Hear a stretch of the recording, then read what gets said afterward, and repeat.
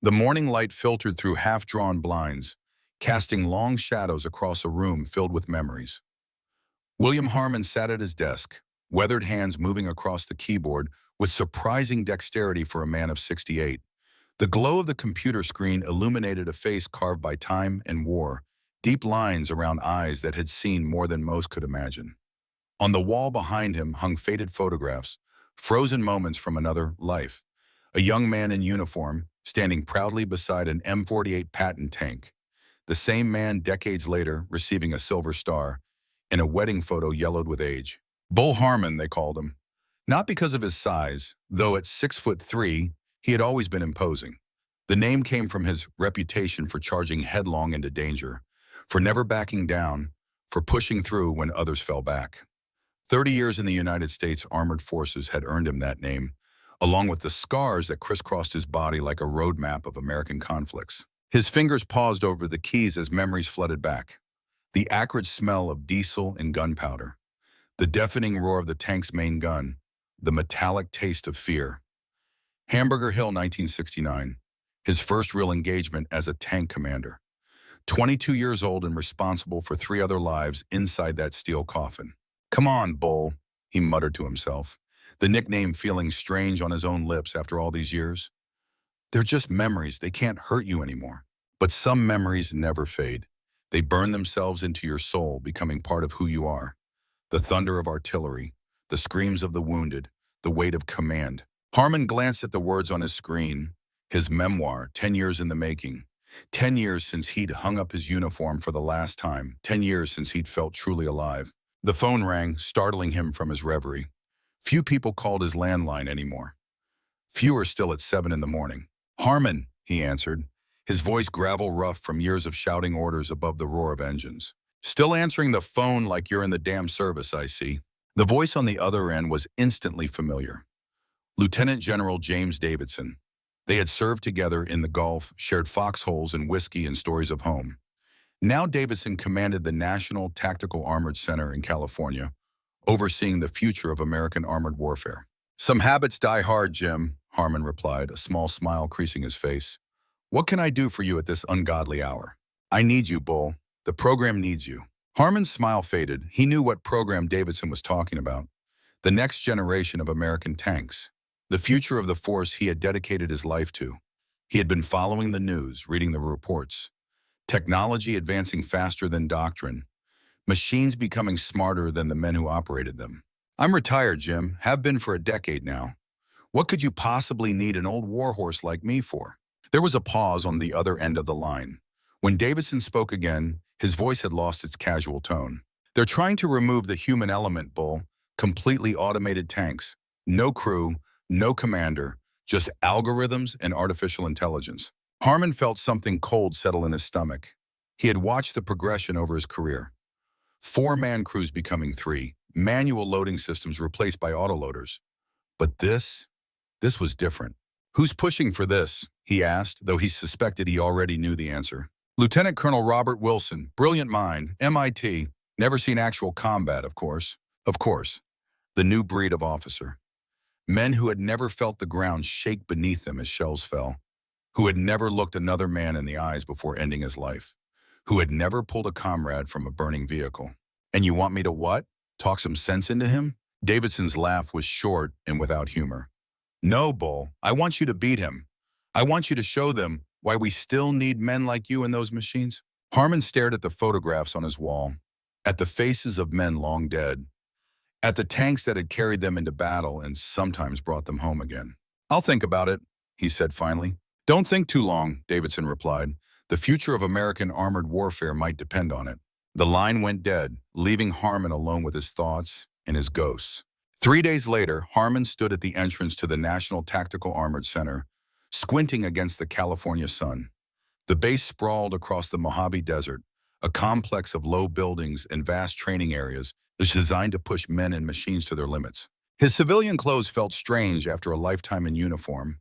Dark jeans, a button-down shirt, boots polished out of habit rather than regulation. The security guard at the gate eyed his ID with obvious recognition. "It's an honor, sir," the young man said, handing back Harmon's driver's license along with a visitor's badge. My father served in Desert Storm, said your tactics saved a lot of lives. Harmon nodded, uncomfortable with the praise as always. He had never felt like a hero, just a man doing his job, a man trying to bring as many of his boys home as possible. Your father's unit? He asked. 3rd Infantry, sir. Good men, Harmon replied. Tell your father William Harmon sends his regards. The guard beamed as he waved Harmon through. Some connections transcended time and rank. The brotherhood of those who had faced death together never truly faded. Davidson was waiting for him outside the main administrative building, still ramrod straight despite his 65 years. The two men embraced briefly, a warrior's greeting. No words needed between old comrades. Wasn't sure you'd come, Davidson said as they walked toward the building. Neither was I, Harmon admitted, but something about automated tanks kept me up at night. Davidson nodded grimly. Wait until you see what Wilson's been working on. The interior of the building was climate-controlled, a blessed relief from the desert heat, modern and sterile, with none of the character of the bases Harmon remembered. No dents in the walls from rowdy soldiers, no worn patches on the floors from countless boots. Everything new, everything perfect, everything untested by the case of real combat. They passed younger officers who straightened instinctively at Davidson's approach. A few recognized Harmon as well, eyes widening slightly at the sight of a living legend walking their halls. Davidson led him to a conference room with a large display screen on one wall. The room was empty, save for a young woman in uniform who stood as they entered. Captain Jennifer Hayes, Davidson introduced her, one of our best tactical analysts. She's been tracking the Phantom project. Sir, Hayes acknowledged with a crisp nod. It's an honor to meet you. Your paper on defensive tank formations in urban environments was revolutionary. Harmon raised an eyebrow. He had written that paper 20 years ago, challenging the prevailing doctrines about how tanks should operate in cities. His ideas had been controversial at the time. Someone actually read that old thing? He asked with a small smile. Required reading at the academy now, sir, Hayes replied, along with your field manual for rapid deployment of armored assets. Davidson chuckled at Harmon's discomfort with the recognition. Told you, Bull, you're not as obsolete as you think. Hayes tapped a tablet and the display screen came to life, showing a sleek, low-profile vehicle that only vaguely resembled a traditional tank. The Phantom, she explained, Lieutenant Colonel Wilson's pride and joy, fully autonomous combat vehicle. No crew compartment, AI-driven targeting and movement systems, currently outperforming manned tanks in every simulator test by 30 to 40%. Harmon studied the image with a professional's eye. Without the need to protect human occupants, the vehicle's profile was significantly reduced, less target to hit. The main gun was the standard 120mm that had been the backbone of American tanks for decades. But the turret rotation looked faster, more fluid. What's its power plant, he asked. Hydrogen fuel cell, Hayes replied. Quieter than traditional engines, smaller heat signature. Armor? Composite layered with reactive panels, lighter than standard since it doesn't need to protect a crew. Harmon nodded slowly. On paper, it was impressive. A machine designed purely for killing, without the complications of human frailty. But paper didn't bleed. Simulators didn't account for the fog of war, for the chaos and uncertainty of real combat. And Wilson wants to replace all crude tanks with these? He asked, turning to Davidson. The general's face darkened. That's his endgame. He's got the ear of several key senators on the Appropriations Committee, makes a compelling argument about saving American lives. By removing Americans from the equation entirely, Harmon finished the thought. Exactly. Harmon continued to study the image. He had seen technological revolutions come and go, had adapted to new systems, new doctrines. But this felt different. This felt like surrendering something essential about warfare itself, something human. Show me what we're working with, he said finally. Hayes swiped the display, replacing the Phantom with another tank. This one more traditional in appearance, though still clearly next generation. M1A4 Iron Sentinel, she explained. Hybrid system, semi-autonomous with a human crew of 4, enhanced targeting computers, reactive armor, next-gen powertrain, currently performing 15% better than standard M1A2s in trials, but still lagging behind the Phantom. And this is what I'm supposed to help with? Harmon asked, already seeing the potential. The marriage of human experience with cutting-edge technology. Davidson nodded. The Steel Warrior program, my pet project. I've been arguing that we need humans in the loop, that no AI can replace the intuition and adaptability of an experienced tank commander. Wilson disagrees, says his algorithms can process information faster, make better tactical decisions, eliminate human error. He's not entirely wrong, Harmon admitted. Machines don't get tired, don't get scared, don't hesitate. But they don't innovate, Davidson countered. They don't adapt to the unexpected. They don't understand the human element of warfare. Harmon thought about his experiences in Vietnam, about the time his tank had broken down in enemy territory, and he'd had to improvise repairs under fire with nothing but basic tools and determination. About the village elder in Iraq who had warned them about an ambush with nothing but a subtle hand gesture that no computer would have recognized as significant. About the countless small human moments that had meant the difference between life and death. "When do I meet Wilson?" he asked. Davidson checked his watch. "Tactical demonstration in 30 minutes. You'll see both systems in action." The demonstration area was a sprawling section of desert, sculpted to represent various terrains. Rolling hills, urban environments, river crossings. A viewing stand had been erected on a rise overlooking the area, offering a panoramic view of the proceedings. Several high-ranking officers and civilian officials were already seated when Harmon and Davidson arrived. All eyes turned to them as they took their places, whispers spreading as Harmon was recognized. "Quite the celebrity," murmured a voice beside him, "the legendary Bull Harmon himself." Harmon turned to find a man in his mid-40s regarding him with cool assessment. Lieutenant Colonel Robert Wilson was not what Harmon had expected, not the stereotypical tech geek, physically fit with a confidence that bordered on arrogance, eyes that calculated and measured. A soldier, but a different breed, born in a different era. "Lieutenant Colonel," Harmon acknowledged with a nod, "I've heard a lot about your work." "All good, I hope," Wilson replied with a tight smile that didn't reach his eyes. "Impressive, certainly, but I reserve judgment until I see real-world performance." Wilson's smile turned cold. "The days of judging military equipment by gut feeling are over, Mr. Harmon. We have data now, empirical evidence. The Phantom outperforms human crews in every metric." "In simulations," Harmon corrected. "War isn't a simulation, Colonel." Before Wilson could respond, an announcement came over the loudspeakers. The demonstration was beginning.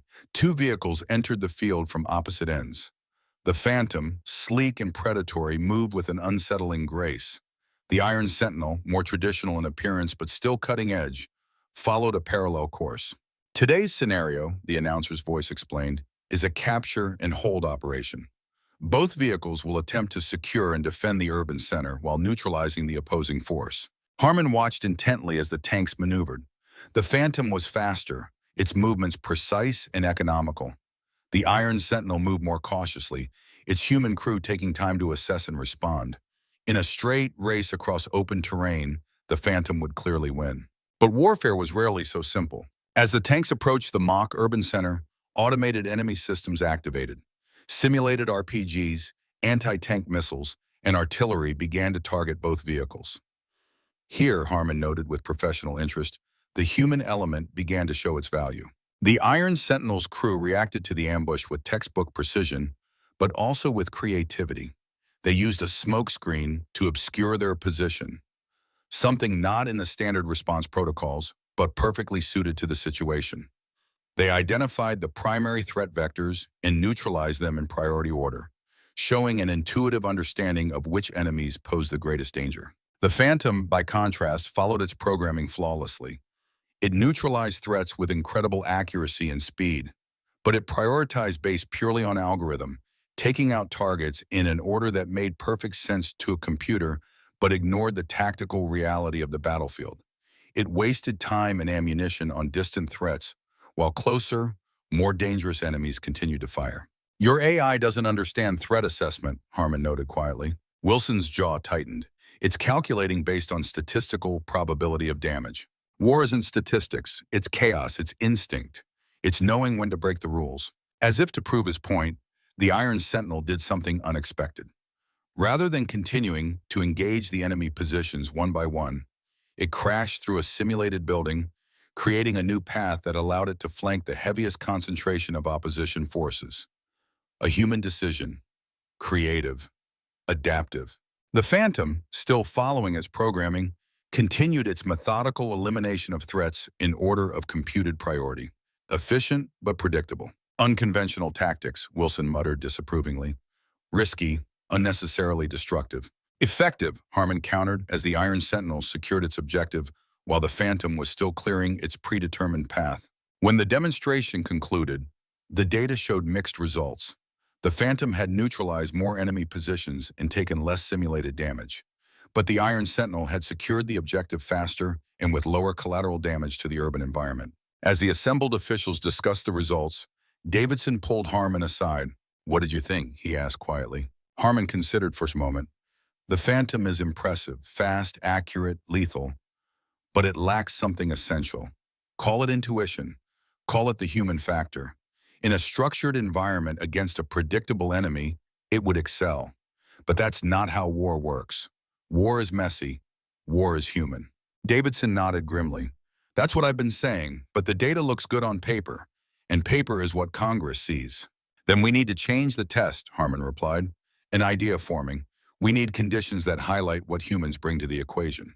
"What did you have in mind?" Before Harmon could answer, Wilson approached them, his expression carefully neutral. "Interesting observations, Mr. Harmon. Though somewhat outdated, modern warfare is increasingly about information processing. Humans simply can't compute battlefield variables at the speed required for optimal decision-making." "War isn't a math problem, Colonel," Harmon replied evenly. "It's a human problem. A problem that technology can solve," Wilson insisted. "The Phantom doesn't get tired, doesn't get scared, doesn't make emotional decisions that cost lives. It also doesn't understand fear," Harmon countered. "Doesn't understand why civilians might run toward danger rather than away from it. Doesn't understand mercy or necessity or the value of a human life." Wilson's smile was thin. "All factors that can be programmed. If you think that, you've never been in real combat." The words hung in the air between them. Wilson's service record was impressive on paper. Advanced degrees, rapid promotion, special projects, but no combat deployments, no baptism by fire. "With respect, Mr. Harmon, your generation's experience of warfare is increasingly irrelevant to modern combat realities," Wilson said coldly. "We're not fighting in jungles with draft armies anymore." "No," Harmon agreed, "but you're still fighting against human beings, still trying to achieve human objectives, still dealing with the messiness of human conflict. That will never change, no matter how advanced your technology becomes." Davidson cleared his throat. "Gentlemen, perhaps we should continue this discussion inside. The sun's getting brutal out here." The three men walked back toward the main facility in uncomfortable silence. Harmon could feel Wilson's resentment radiating off him like heat from sun-baked armor plate. The younger officer saw him as a relic, a dinosaur, an obstacle to progress. Perhaps he was, but he had seen too much, lost too many friends, to accept the clinical detachment with which Wilson approached warfare. Inside the air-conditioned building, they were met by Captain Hayes, her expression concerned. "General Davidson, sir," she said, coming to attention. "There's been a development. Senator Marshall is on the secure line for you." Davidson's face darkened. Marshall chaired the Senate Armed Services Committee. A call directly from him rarely brought good news. "Excuse me, gentlemen," Davidson said, heading for his office. Left alone with Wilson, Harmon studied the younger man more carefully. Beneath the arrogance was ambition, certainly, but also genuine conviction. Wilson truly believed in his vision of automated warfare, believed it would save lives, American lives at least. "You served in Korea," Harmon noted, recalling the ribbons on Wilson's uniform. "DMZ duty, right?" Wilson seemed surprised by the change in topic. "Yes, 2 years monitoring North Korean activity. Why? Ever see action?" A flicker of something crossed Wilson's face. "One incident, North Korean Special Forces probing the perimeter, brief firefight. And?" Wilson hesitated, then answered with unexpected honesty. "It was chaotic, confused, nothing like the simulations or the training. Men froze, equipment malfunctioned. Command structure temporarily broke down." Harmon nodded. "Your first taste of the real thing. The fog of war. A perfect example of why we need to remove human variability from the equation," Wilson insisted. "The Phantom wouldn't freeze under fire, wouldn't panic, wouldn't make emotional decisions. But would it adapt when the plan falls apart? Would it innovate when faced with the unexpected? Would it make the moral choices that define us as soldiers rather than just killers?" Before Wilson could answer, Davidson returned, his expression grim. "We've got a problem, gentlemen. Senator Marshall has moved up the timeline for the final evaluation. Budget Committee meets next month to decide between continuing both programs or focusing exclusively on one approach." "That's not enough time," Hayes protested. The Iron Sentinel still needs calibration, crew training. Politics waits for no man, Captain, Davidson replied wearily. The senator has financial constraints to consider, and certain interests pushing for a quick decision. Wilson had the grace to look uncomfortable. General, I didn't push for this accelerated timeline.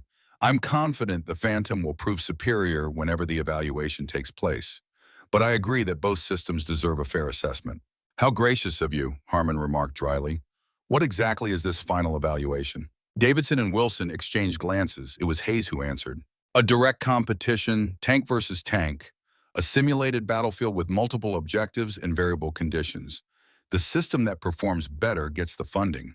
A duel, Harmon said quietly. Tank commanders have been settling arguments that way since armor first rolled onto the battlefield. Except one tank won't have a commander, Wilson pointed out. Just advanced algorithms making optimal decisions without human interference. Harmon felt something stir within him, something he hadn't felt in years. The old fire, the challenge, the call to prove himself against impossible odds. Throughout his career, he had faced and overcome technological advantages through skill, experience, and sheer stubborn determination. You'll need a crew for the Iron Sentinel, he said to Davidson. Someone who understands both the technology and the human element. Davidson's expression shifted from concern to cautious hope. You volunteering, Bull? Harmon thought about his quiet home in Arizona, about his unfinished memoir, about the peaceful retirement he had planned. Then he thought about a battlefield where American tanks rolled without American hearts and minds guiding them. About war reduced to algorithms and probabilities. About the soul of the armored forces he had dedicated his life to. Someone needs to remind the Pentagon that it's the warrior, not the weapon, that wins wars, he said finally. Might as well be me. Wilson's expression hardened. This isn't Vietnam, Mr. Harmon, or Desert Storm. Modern warfare has evolved beyond individual heroics. Has it? Harmon asked quietly. Then I suppose you won't mind proving that in a fair fight. The two men locked eyes, a clash of philosophies as old as warfare itself. Technology versus experience. Progress versus tradition, machine versus man. I look forward to the demonstration, Wilson said finally, extending his hand with professional courtesy if not genuine respect. Harmon took it, noting the younger man's firm grip. So do I, Colonel. So do I. After Wilson departed, Davidson let out a long breath. You sure about this, Bull? These new systems are complex. The learning curve is steep, even for someone with your experience. I didn't say I'd drive the damn thing myself, Harmon replied with a wry smile. I'm too old for that. But I know what to look for in a crew. Know how to train them to think beyond the manual. Know how to prepare them for the chaos of real combat rather than the sterile environment of a simulation. Davidson nodded slowly. You'll have complete access to the Iron Sentinel and its systems, full authority to select and train your crew, whatever resources you need. First thing I need is to understand what I'm working with, Harmon said. Captain Hayes, you mentioned the Iron Sentinel as a hybrid system, human crew but with AI assistance. How integrated is the AI? Hayes considered the question carefully. The original design called for the AI to handle most routine functions, with human override for critical decisions. But the current build has expanded the AI's authority. It can suggest firing solutions, calculate optimal movement paths, even recommend tactical responses based on threat assessment. The human crew has final say, but they're increasingly expected to defer to the system's superior processing power. In other words, humans are becoming glorified caretakers for the machine, Harmon observed. Backup systems in case the primary AI fails. That's been the trend, Hayes admitted. Each new iteration gives more authority to the artificial intelligence. Harmon shook his head. That's our first problem. We're asking the wrong question. It's not about whether humans or machines make better decisions in isolation. It's about how they work together. Complementary strengths. The machine's processing power combined with human intuition and creativity. Davidson smiled for the first time since receiving the senator's call. That's why I wanted you here, Bull. You always did see the battlefield differently than most. Not differently, Harmon corrected. Just more completely. A tank isn't just a weapons platform. It's a system. A team. Every component working in harmony toward a common goal. He turned back to Hayes. I want to see everything. Technical specifications, performance data, crew reports, and I want to meet the current Iron Sentinel team. About that, Davidson said, his smile fading, the program's been having personnel issues, high turnover, morale problems. Let me guess, Harmon said. The crew feels like glorified button pushers. Their skills and experience ignored in favor of the AI's recommendations. Something like that, Davidson admitted. Plus, there's been talk about the program being canceled. Hard to stay motivated when you think your job is disappearing. Then I'll need to assemble my own team, Harmon decided. People who understand both the technology and the human element. People who can showcase what makes a human crew invaluable. You have someone in mind? Davidson asked. Harmon thought for a moment. I might, but first I need to see this Iron Sentinel in action. Not a demonstration, real training. I need to understand its capabilities and limitations. I can arrange that, Hayes offered. The current crew has a scheduled training exercise tomorrow morning. Close quarters combat in urban terrain. Perfect, Harmon nodded. The most challenging environment for any tank. The place where human judgment matters most. That night in the visiting officers' quarters, Harmon lay awake staring at the ceiling. The day's events played through his mind. The sleek, predatory lines of the Phantom tank. Wilson's cold confidence.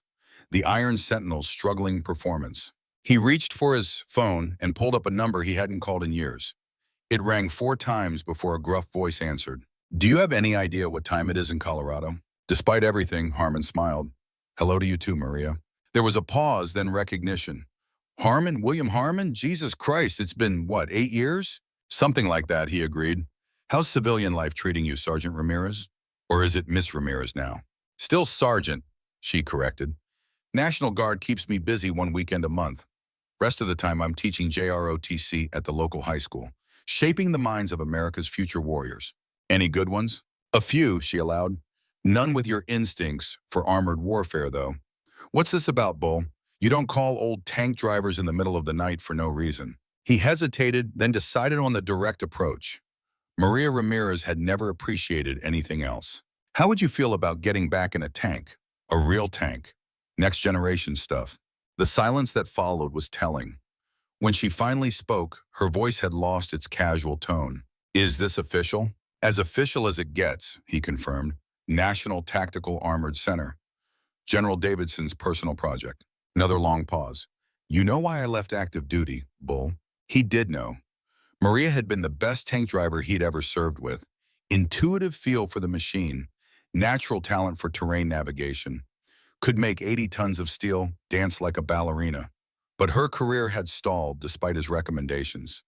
The armored forces were still a man's world in many ways, and some officers couldn't accept that the best driver in the regiment was a 5'4" woman from East Los Angeles. I know, he said quietly, and I wouldn't ask if it wasn't important. This isn't just another assignment, Maria. It's about the future of tanks themselves, whether they'll still have humans inside them. He could almost hear her thinking. Maria had loved being a tank driver, loved the power and precision of it, the way man and machine became one. How long, she asked finally. Month, maybe 2, however long it takes to win a head-to-head competition against an AI-driven tank. AI? Seriously? She sounded more intrigued than skeptical. And Davidson thinks humans can win that fight? I think humans can win it, Harmon corrected, with the right crew. And you want me to drive? Best there is, he said simply. It wasn't flattery, just fact. Another long pause. He could hear her weighing the opportunity against the bitter memories of her truncated career. Who else are you recruiting? She asked. Working on that. Need a gunner, someone with instinct, not just technical skill. James Walker, she said without hesitation. Harmon blinked in surprise. Old school Walker? He must be close to retirement. Passed him over for promotion 3 times, Ramirez confirmed. But he's still the best shot in the regiment. Maybe in the whole damn army. He's conventional, by the book. Exactly what you need against an AI, she argued. Someone who knows the rules well enough to know when to break them. Someone the AI can't predict because he looks like a standard operator until the moment he doesn't. Harmon considered. James Old School Walker was a throwback. A gunner who trusted his instincts over computer targeting solutions. Who could feel a shot rather than just calculate it. The kind of soldier being slowly pushed out of modern armored warfare. Can you reach him? He asked. He's at Knox, training cadets, hating every minute of it. And for our technical position, needs someone who understands the AI systems. Ramirez thought for a moment. You should talk to Lieutenant Chen, David Chen. He was working on the integrated targeting systems last I heard. Brilliant kid. Believes in the technology but also understands its limitations. You've kept tabs on the program, Harmon noted with approval. Just because they push me out doesn't mean I stop caring, she replied, a hint of old bitterness in her voice. Tanks are in my blood, always will be. Harmon understood completely. Once you'd been part of a tank crew, felt that unique brotherhood forged in close quarters and shared danger, it never left you. Tank crews were family bound by steel and fire. So you're in, he asked? When do you need me? Yesterday. Ramirez laughed, a sound he had missed. Some things never change. You always did expect the impossible, delivered immediately. Only way to win, he reminded her. I'll be on the first flight out, she promised. But Bull, if this is just for show, if the decision's already been made, it hasn't, he assured her. Not yet. This is real, Maria, a chance to prove that the human element still matters. Then I'm in, for the tanks, and for you, old man. Watch who you're calling old, he grumbled, but there was no heat in it. At 35, Ramirez was practically a child to him. See you soon, Bull. Try not to start the revolution without me. After they disconnected, Harmon felt more energized than he had in years. A purpose, a mission, a chance to prove that experience and intuition still mattered in an age of algorithms and artificial intelligence. He opened his laptop and pulled up the files Hayes had sent him on the Iron Sentinel. Technical specifications, performance data, design philosophy. He lost himself in the details, his tactician's mind already formulating strategies, identifying strengths to exploit and weaknesses to shore up. The Iron Sentinel was an impressive machine, advanced composite armor with reactive elements, 120mm main gun with next-generation targeting system, hydrogen fuel cell power plant providing better range and a smaller thermal signature than traditional engines. But its true innovation was the integrated AI system designed to augment human decision-making. The philosophy behind the Iron Sentinel was sound. Combine the processing power of artificial intelligence with the creativity and adaptability of human operators. But somewhere along the development path, that balanced approach had shifted. The AI had become increasingly dominant, the human elements increasingly subordinate. Harmon made notes as he read, questions to ask, systems to test, changes to implement. By the time exhaustion finally overcame him, he had the beginnings of a plan. Not just to win the competition against Wilson's Phantom, but to redefine the relationship between man and machine in modern armored warfare. He dreamed that night of tanks, not the modern composite armor behemoths with their computer systems and satellite links. The old ones, the patents he had commanded in Vietnam, crude by today's standards, vulnerable, limited, but with men inside them, men who adapted, men who persevered, men who bled. In his dream, he was 22 again, commanding his first tank in combat, the smell of diesel and cordite, the deafening roar of the main gun, the way the entire vehicle shuddered when it fired, his crew looking to him for direction, for reassurance, for leadership, the crushing weight of responsibility. He woke before dawn, his body remembering decades-old routines, physical training at 0500, crew briefing at 0600, maintenance checks at 0700, a schedule ingrained through 30 years of service. The room was dark and quiet. Outside, the Mojave Desert was still cool, the brutal heat of day not yet risen. Harmon rose and dressed quickly, old habits reasserting themselves. Clothes laid out in precise order, boots polished despite his civilian status, everything in its place. He was no longer a serving officer, no longer bound by regulations and routines, but some things became part of you. The discipline, the attention to detail, the constant awareness of time and space and resources. As he stepped outside to watch the desert sunrise, Harmon felt a familiar pre-mission tension, a tightness in his chest, a heightened awareness of his surroundings, the calm before the storm. Today he would see the Iron Sentinel in action. Today he would begin to understand what he was working with and what he was up against.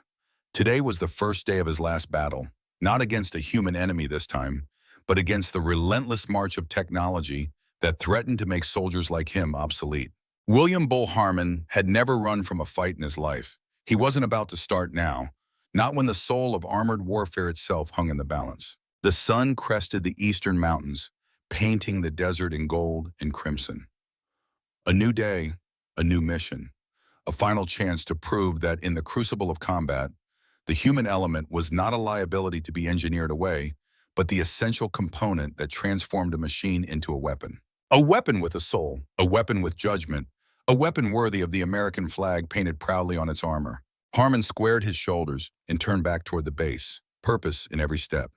He had tanks to inspect, crew to recruit, a battle to prepare for, and Wilson's Phantom to defeat. "Bring it on," he murmured to the rising sun. "This old bull has one more charge left in him." The training complex at the National Tactical Armored Center sprawled across the Mojave Desert like an industrial fortress. Dawn painted the landscape in hues of amber and gold as Harmon made his way to the observation platform overlooking the urban combat zone. Below, concrete structures simulated a small town, complete with narrow streets, multi-story buildings, and hidden obstacles designed to challenge even the most advanced tank crews. Captain Jennifer Hayes stood at the railing, her attention fixed on a tablet displaying real-time data from the exercise about to begin. She acknowledged Harmon with a nod as he joined her. "The current Iron Sentinel crew has been running this scenario for 3 weeks," she explained, handing him a second tablet. "Their performance metrics have plateaued, AI assistance improving steadily, but human decision-making showing inconsistent results." Harmon studied the data, noting the increasing reliance on automated systems with each iteration. "They're becoming passive," he observed, letting the machine make more decisions. "That's been the trend across all test crews," Hayes confirmed. "The AI is just faster at processing battlefield information. Human operators start to defer to it, especially under stress." The sound of engines drew their attention to the eastern edge of the mock town. The Iron Sentinel appeared, its angular armor catching the morning light. Even at a distance, Harmon could see the difference between this next-generation tank and the Abrams he had commanded in Desert Storm. Lower profile, sleeker turret design, more integrated systems. Evolution, not revolution, but significant nonetheless. Current crew consists of Lieutenant Marcus Reed commanding, Sergeant Paul Jackson driving, Corporal Daniel Miller as gunner, and Private First Class Alex Thompson handling systems integration, Hayes explained as the tank began its approach to the urban environment. The exercise began without ceremony. Automated defense systems activated, simulating enemy forces with a mix of infantry, light armor, and anti-tank teams. The Iron Sentinel moved cautiously into the outskirts of the town, its main gun tracking potential threats. Harmon watched with a professional's eye, noting the hesitation in the tank's movements. "They're fighting themselves," he said after several minutes of observation. Hayes looked up from her data streams. "Sir?" "The crew," Harmon clarified. "They're second-guessing, waiting for AI confirmation before acting on instinct. Look at the turret movement. The gunner wants to track that building on the left, but he's letting the targeting system pull him toward the statistical threat on the right." As if to confirm his assessment, the Iron Sentinel took a simulated hit from precisely the building the gunner had initially focused on. The tank's reactive systems deployed countermeasures immediately, but the damage was registered in the exercise metrics. "Human instinct was right," Harmon noted. "The gunner sensed the threat before the AI identified it, but he didn't trust his gut." The exercise continued for 45 minutes, the Iron Sentinel methodically clearing the urban area while taking occasional simulated damage. Their performance was competent but uninspired. Textbook maneuvers executed with technical proficiency, but lacking the spark of creativity that defined truly exceptional tank crews. When the exercise concluded, Harmon had seen enough. "I need to meet them," he told Hayes. "The current crew. I want to hear their perspective before I make any decisions." The debriefing room was Spartan and functional. 4 young soldiers sat around a table reviewing their performance data when Harmon entered. They rose immediately, recognizing the legendary tanker despite his civilian clothes. Lieutenant Reed, the tank commander, stepped forward with his hand extended. "Sir, it's an honor. Your tactics in Desert Storm are still taught at the academy." Harmon shook his hand, noting the firmness of the young officer's grip. "At ease, Lieutenant. I'm here to learn, not inspect. Tell me about the Iron Sentinel, the real story, not the promotional material." Reed hesitated, glancing at his crewmates before answering. "She's powerful, sir. Fastest targeting I've ever seen. Integrated systems that process battlefield data better than any human could. But you're fighting it," Harmon finished for him. "You're trying to command while constantly questioning whether your instincts are better than its calculations." Relief washed over Reed's face at being understood. "Exactly, sir. The AI is usually right, statistically speaking. But there are moments when something doesn't feel right, When experience tells you to break from the optimal solution in the system, resists. It's like having a backseat driver, added Corporal Miller the gunner. One with perfect memory and faster reflexes, always telling you that you're doing it wrong. Harmon nodded, recognizing the frustration in their voices. He turned to Private Thompson, the systems integration specialist. You're the interface between human and machine. What's your assessment? Thompson, the youngest of the group, considered his words carefully. The Sentinel is brilliant, sir. Its processing power, its threat assessment capabilities, its predictive algorithms, it's revolutionary. But it can't feel a battlefield, can't sense danger beyond its sensors, can't make those intuitive leaps that experienced soldiers make. And more importantly, added Sergeant Jackson, the driver, it can't adapt when the unexpected happens, when the terrain isn't what the map showed, when the enemy does something completely irrational, when the rules of engagement suddenly change, it just freezes, recalculates. By then, it's often too late. Harmon absorbed their insights, recognizing the fundamental disconnect at the heart of the Iron Sentinel program. The machine was designed to augment human capabilities, to make soldiers more effective. But somewhere along the development path, the balance had shifted. The AI had become the primary operator, the humans reduced to supervisory roles. Thank you for your candor, he said finally. You've given me a lot to consider. One last question. If you could change one thing about the Iron Sentinel, what would it be? The four crew members exchanged glances, a silent conversation born of shared experience. It was Reed who finally answered. We'd rebalance the system, sir. Give humans more authority over critical decisions. Use the AI for what it does best, processing information, identifying patterns, calculating solutions. But leave the final judgment to the people inside the tank, the ones whose lives are on the line. Harmon nodded, satisfied. That's exactly what I needed to hear. Thank you all for your service. You've contributed more to the program today than you realize. Outside the debriefing room, Hayes awaited his assessment. They're good soldiers, Harmon told her as they walked back toward the administrative building. Technically proficient, well-trained, but they've been placed in an impossible position, asked to command a system that's been designed to command them. You think you can solve that problem in less than a month? Hayes asked skeptically. Not with the current configuration, Harmon admitted. We need to reset the relationship between human and machine. Start from the premise that the AI is a tool, not a co-pilot, a resource, not an authority. Lieutenant Colonel Wilson won't like that approach, Hayes warned. He sees human intervention as the primary limitation on tank performance. Wilson has never had to make a life or death decision with incomplete information and seconds to act, Harmon replied. Never had to trust his gut when the data doesn't make sense. Never had to choose between mission objectives and the lives of his crew. They reached Davidson's office to find the general in conversation with a young Asian-American officer whose uniform identified him as a lieutenant. Both men looked up as Harmon and Hayes entered. Perfect timing, Davidson said. Bull Harmon, meet Lieutenant David Chen, our resident AI expert and the man who's been trying to make the Iron Sentinel's artificial intelligence play nice with its human operators. Chen stood and offered his hand. It's an honor, sir. Your paper on intuitive battlefield analysis was one of the reasons I joined the Armored Corps. Harmon shook the young officer's hand, appraising him with experienced eyes. Chen was in his early 30s, with the bearing of a soldier, but the thoughtful gaze of an academic. His service ribbons showed technical expertise rather than combat experience. Lieutenant Chen has been expressing some concerns about the current direction of the Iron Sentinel program, Davidson explained, his tone careful. Concerns that align with your observations this morning. Chen nodded, his expression serious. The system is being optimized for autonomous operation, with human oversight becoming increasingly marginalized. That was never the original design intent. And Wilson is pushing this shift, Harmon guessed. Not explicitly, Chen replied, but the performance metrics used to evaluate the program favor speed and precision over adaptability and resilience. The AI naturally excels at the former, while humans provide the latter. So the development has increasingly emphasized the machine's strengths while treating human input as a limiting factor. It was exactly what Harmon had suspected. The Iron Sentinel was being subtly reconfigured to demonstrate the superiority of artificial intelligence, setting the stage for fully autonomous systems like Wilson's Phantom. Can it be reset, he asked? Rebalanced to emphasize the complementary strengths of both human and machine? Chen hesitated, glancing at Davidson before answering. Technically, yes.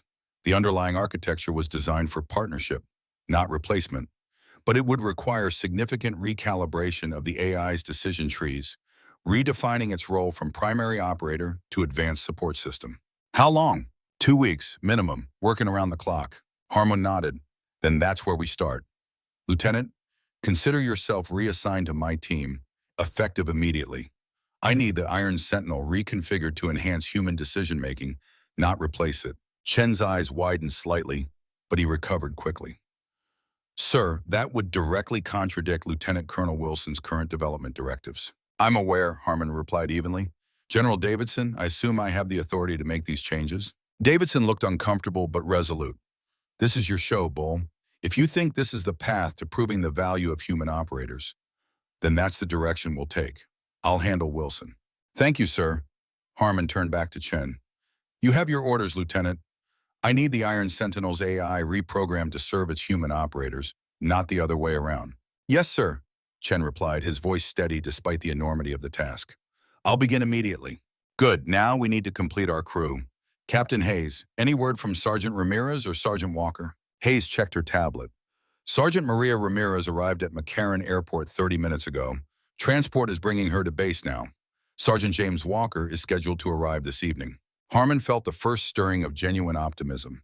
The pieces were coming together, a crew of exceptional individuals, each bringing unique skills and perspectives. An AI system reconfigured to enhance human capabilities rather than replace them, and just enough time to forge them into a cohesive unit capable of defeating Wilson's autonomous phantom. Let's go meet our driver, he said, heading for the door. Maria Ramirez had changed little in the 8 years since Harmon had last seen her. Still compact and athletic, with the coiled energy of a much younger woman despite approaching 40. Her civilian clothes, jeans, and a simple black t-shirt did nothing to disguise her military bearing. Her eyes, sharp and assessing, took in the Iron Sentinel's specifications displayed on the briefing room screen. Hydrogen power plant, she noted with professional interest. Smoother torque curve than the turbine. Better low-end response. How's the thermal signature? Reduced by 60% compared to the Abrams, Chen replied, impressed by her immediate grasp of the technical details. And the electrical systems allow for near silent running in stealth mode, though with reduced top speed. Ramirez nodded, already calculating how these characteristics would affect her driving technique. Terrain adaptation? Advanced, Chen confirmed. Reactive suspension with individual wheel articulation, can handle 35-degree slopes, ford 2 meters of water, climb a vertical step of 1.2 meters. Better than the M182 then, she said with satisfaction. What about the control interface? Chen hesitated. That's complicated. The current system prioritizes AI-assisted driving with human input as a secondary consideration. Ramirez's expression hardened. So I'm supposed to be what? A fail-safe if the computer crashes? That was the direction the program was heading, Harmon confirmed. But we're changing that. Lieutenant Chen is reconfiguring the system to enhance human control rather than restrict it.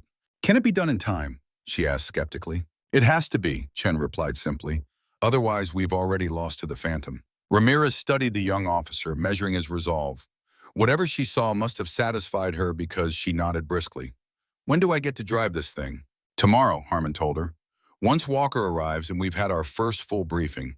Today, I need you and Chen to work out the optimal control interface for a human driver.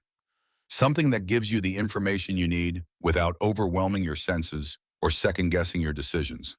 Yes, sir, Ramirez replied, the old habits of military discipline reasserting themselves naturally. And our fourth, for systems integration? You're looking at him, Harmon said, nodding toward Chen. Lieutenant Chen will serve as both our technical specialist and the interface between the crew and the AI. Chen looked surprised. Sir, I'm an engineer, not a tank crew member. My combat training is minimal. But your understanding of the Iron Sentinel systems is unparalleled, Harmon countered.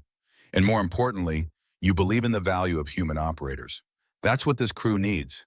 Not just technical proficiency, but faith in the human element of warfare. Chen considered this, then nodded slowly.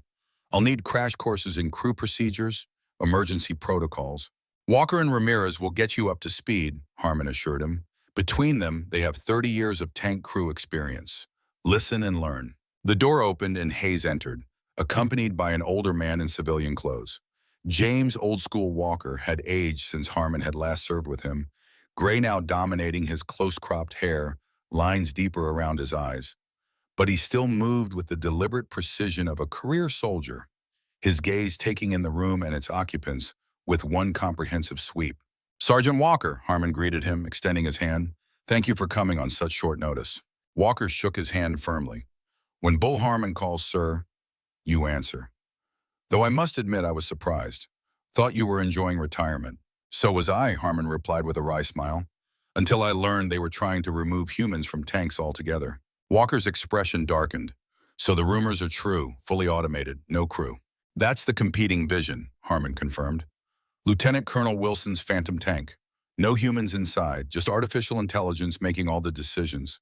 And our job is to prove why that's a terrible idea," Ramirez interjected, stepping forward to greet her old comrade. "Hello, James, still hitting targets from 2,000 meters?" A rare smile crossed Walker's weathered face. "Maria Ramirez, should have known you'd be part of this insanity." He turned back to Harmon.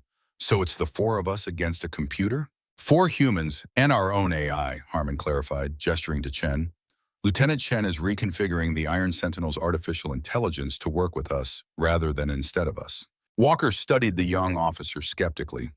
"No offense, Lieutenant, but can a machine ever truly understand what happens in combat? The chaos, the unexpected, the sheer human insanity of it all?" "No, Sergeant," Chen replied honestly, "but it doesn't need to understand. It just needs to provide the tools and information that allow you, as a human, to make the best possible decisions in those chaotic conditions." Walker seemed satisfied with the answer. "Fair enough. When do I get to see this next-generation gun system I'll be operating?" "Tomorrow morning," Harmon told him. "Today, I need you and Chen to work out the optimal targeting interface, something that gives you the data you need without interfering with your instincts as a gunner." "Yes, sir," Walker acknowledged. His professional interest clearly piqued despite his reservations about AI systems. "What are the baseline specs of the main gun?" 120mm smoothbore, similar to the M1A2 but with an advanced autoloader system, Chen explained. "Muzzle velocity improved by 12%. Targeting accuracy enhanced by integrated laser ranging and atmospheric compensation." "Ammunition types?" "Standard NATO 120mm shells, plus next-generation multi-phase sabot rounds and programmable high explosive." Walker whistled softly. "Impressive package, if the interface doesn't get in the way." "That's what you and the lieutenant are going to ensure," Harmon said. "I want systems that enhance human capabilities, not replace them." As Chen began walking Walker through the Iron Sentinel's weapon specifications in more detail, Harmon took Ramirez aside. "What's your honest assessment?" he asked quietly. "Can we do this? Beat a fully autonomous tank in direct competition?" Ramirez considered the question with the seriousness it deserved. "The Phantom will be faster," she said finally. "More precise. It won't hesitate or second-guess itself, but it will also be predictable. It will follow patterns, and it won't adapt well to the unexpected." "So we need to create the unexpected," Harmon concluded. "Exactly," Ramirez agreed. "We need to force the Phantom outside its programming parameters, make it face scenarios it hasn't been trained for. That's where human creativity and adaptability become decisive advantages." Harmon nodded, his tactical mind already formulating approaches. "We have 3 weeks to prepare, to become a functioning crew and develop strategies that exploit the weaknesses of an AI opponent." "Not much time," Ramirez observed. "Never is," Harmon replied with a grim smile. "But we've all done more with less." The following morning, the newly formed crew of the Iron Sentinel gathered at the vehicle bay where their tank awaited. The massive machine dominated the space, its angular armor and advanced weapon systems a testament to American military engineering. Despite its imposing presence, Harmon knew that the true strength of any tank lay not in its steel and circuitry, but in the people who operated it. "Before we begin training as a crew," he told them, "I want to be clear about our mission. This isn't just about winning a competition. It's about defining the future of armored warfare, about proving that the human element remains essential even as technology advances." His 3 crew members listened intently, each understanding the stakes in their own way. For Ramirez and Walker, career soldiers who had dedicated their lives to mastering their crafts, it was about validating their skills and experience against the encroachment of artificial intelligence. For Chen, it was about finding the proper balance between human and machine, creating technology that enhanced human capabilities rather than replace them. The Phantom has advantages, Harmon continued. It doesn't tire, doesn't fear, doesn't hesitate. But we have advantages too. We adapt, we innovate, we make intuitive leaps based on experience and instinct that no algorithm can match. He placed his hand on the Iron Sentinel's armor, feeling the cool metal beneath his palm. This is a machine, a tool, one of the most advanced ever created. But without us, without human judgment guiding it, it's just an expensive weapon without a soul. Harmon looked each crew member in the eye, reinforcing the connection between them. We have 3 weeks to become the best tank crew in the history of the United States Army. Not by letting the machine do our thinking for us, but by using it to amplify our human strengths. Questions? There were none, only determined nods and focused expressions. Then let's get to work. The first week of training was grueling. 16-hour days focused on mastering the Iron Sentinel systems while Chen worked tirelessly to reconfigure the AI to better support human decision-making. Physical exhaustion combined with mental fatigue as they pushed themselves and their machine to the limits. Ramirez adapted quickly to the new drive system, her natural talent for tank operation, allowing her to exploit capabilities that even the designers hadn't fully anticipated. The hydrogen power plant provided smoother acceleration and better low-speed control than traditional tank engines, advantages she immediately incorporated into her driving techniques. She can make this thing dance, Walker observed with grudging admiration after Ramirez navigated a particularly challenging obstacle course in record time. Never seen anyone with such intuitive feel for a 70-ton vehicle. Walker himself proved equally adept with the advanced weapon systems once Chen modified the interface to prioritize human control. His decades of experience as a gunner translated to exceptional accuracy with the Iron Sentinel's main gun, often identifying and engaging targets before the AI targeting system had fully processed them. It's not about being faster than the computer, he explained, when Chen expressed surprise at his performance. It's about seeing patterns the computer doesn't recognize, anticipating movement, understanding human behavior in ways an algorithm can't. Chen, for his part, immersed himself in learning tank crew operations while simultaneously reprogramming the Iron Sentinel's AI systems. His technical brilliance combined with a surprising adaptability made him an ideal bridge between the human crew and the machine they operated. The original programming treated human input as a variable to be managed, he explained during one late-night session. I'm reconfiguring it to treat human decisions as the primary authority, with AI as an advanced support system. Harmon observed it all, offering guidance where needed, but primarily allowing his crew to develop their own rapport and techniques. His decades of command experience told him that the best tank crews weren't created through micromanagement, but through shared purpose and mutual respect. At the end of the first week, they faced their first significant test, a complex battlefield scenario designed to evaluate their progress as an integrated crew. The urban combat environment was similar to the one Harmon had observed earlier, but with additional complications, civilian models mixed with enemy forces, variable weather conditions, and unexpected obstacles. Remember, Harmon briefed them before they entered the Iron Sentinel. The AI will give you information and suggestions, but you make the decisions. Trust your training, trust your instincts, trust each other. Inside the tank, each crew member took their position with practiced efficiency. Ramirez at the driver's station, Walker at the gunner's controls, Chen at the systems integration console, and Harmon in the commander's seat. Despite the cramped conditions, there was a sense of rightness to their arrangement. 4 individuals becoming parts of a single functioning organism. All systems online, Chen reported, as the tank's power plant hummed to life. AI interface configured for human priority decision-making. Driver ready, Ramirez added, her hands light but confident on the controls. Weapon systems operational, Walker confirmed, already scanning through the targeting optics. Main gun and secondary armaments standing by. Iron Sentinel, this is Control, Hayes' voice came through the communication system. Exercise will commence in 30 seconds. Objectives are to secure the town center while minimizing collateral damage and civilian casualties. Confirmed, Control, Harmon responded. Iron Sentinel is ready. As the countdown reached 0, Ramirez eased the massive tank forward, its movement surprisingly graceful under her skilled guidance. The urban environment appeared in their viewing systems, a maze of buildings and streets populated by target drones representing both enemy combatants and civilians. Multiple contacts ahead, Walker reported calmly. AI is flagging 3 as hostiles based on weapons signatures. One additional contact is behaving suspiciously but isn't clearly identified. This was precisely the type of ambiguous situation where human judgment was essential. An autonomous system would either engage all potential threats or adhere strictly to rules of engagement, potentially allowing a disguised enemy to attack. Harmon needed only seconds to assess the tactical situation. Hold fire on the unidentified contact, he ordered. Engage confirmed hostiles. Ramirez, position us for cover while maintaining line of sight for Walker. The Iron Sentinel responded smoothly, gliding into an optimal firing position behind a partial wall while maintaining visibility of the targets. Walker engaged the confirmed enemies with precise shots from the main gun, the powerful 120mm shells neutralizing the threat drones with minimal collateral damage. Unidentified contact is moving toward a civilian grouping, Chen reported, monitoring the integrated sensor feeds. Behavior pattern is consistent with suicide bomber tactics. Again, a moment requiring human judgment. The contact hadn't displayed weapons, hadn't been positively identified as hostile. An AI might hesitate, unable to categorize the threat with sufficient certainty. Secondary armament, Harmon ordered.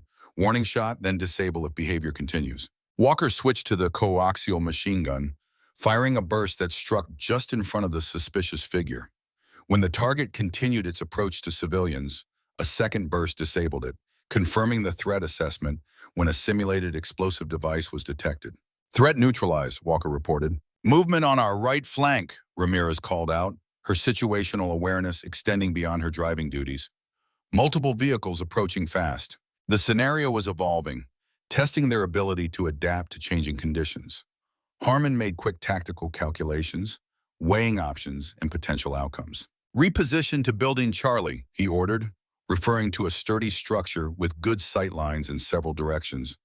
We'll use its cover to engage the incoming vehicles while protecting our vulnerable points. Ramirez executed a textbook tactical movement, using buildings for cover while maintaining maximum mobility. The Iron Sentinel reached the designated position just as the enemy vehicles came into view. Light armored transports with mounted weapons, moving in a coordinated attack pattern. Targeting data suggests they'll split to flank us, Chen reported, the AI's predictive algorithms highlighting likely enemy movements.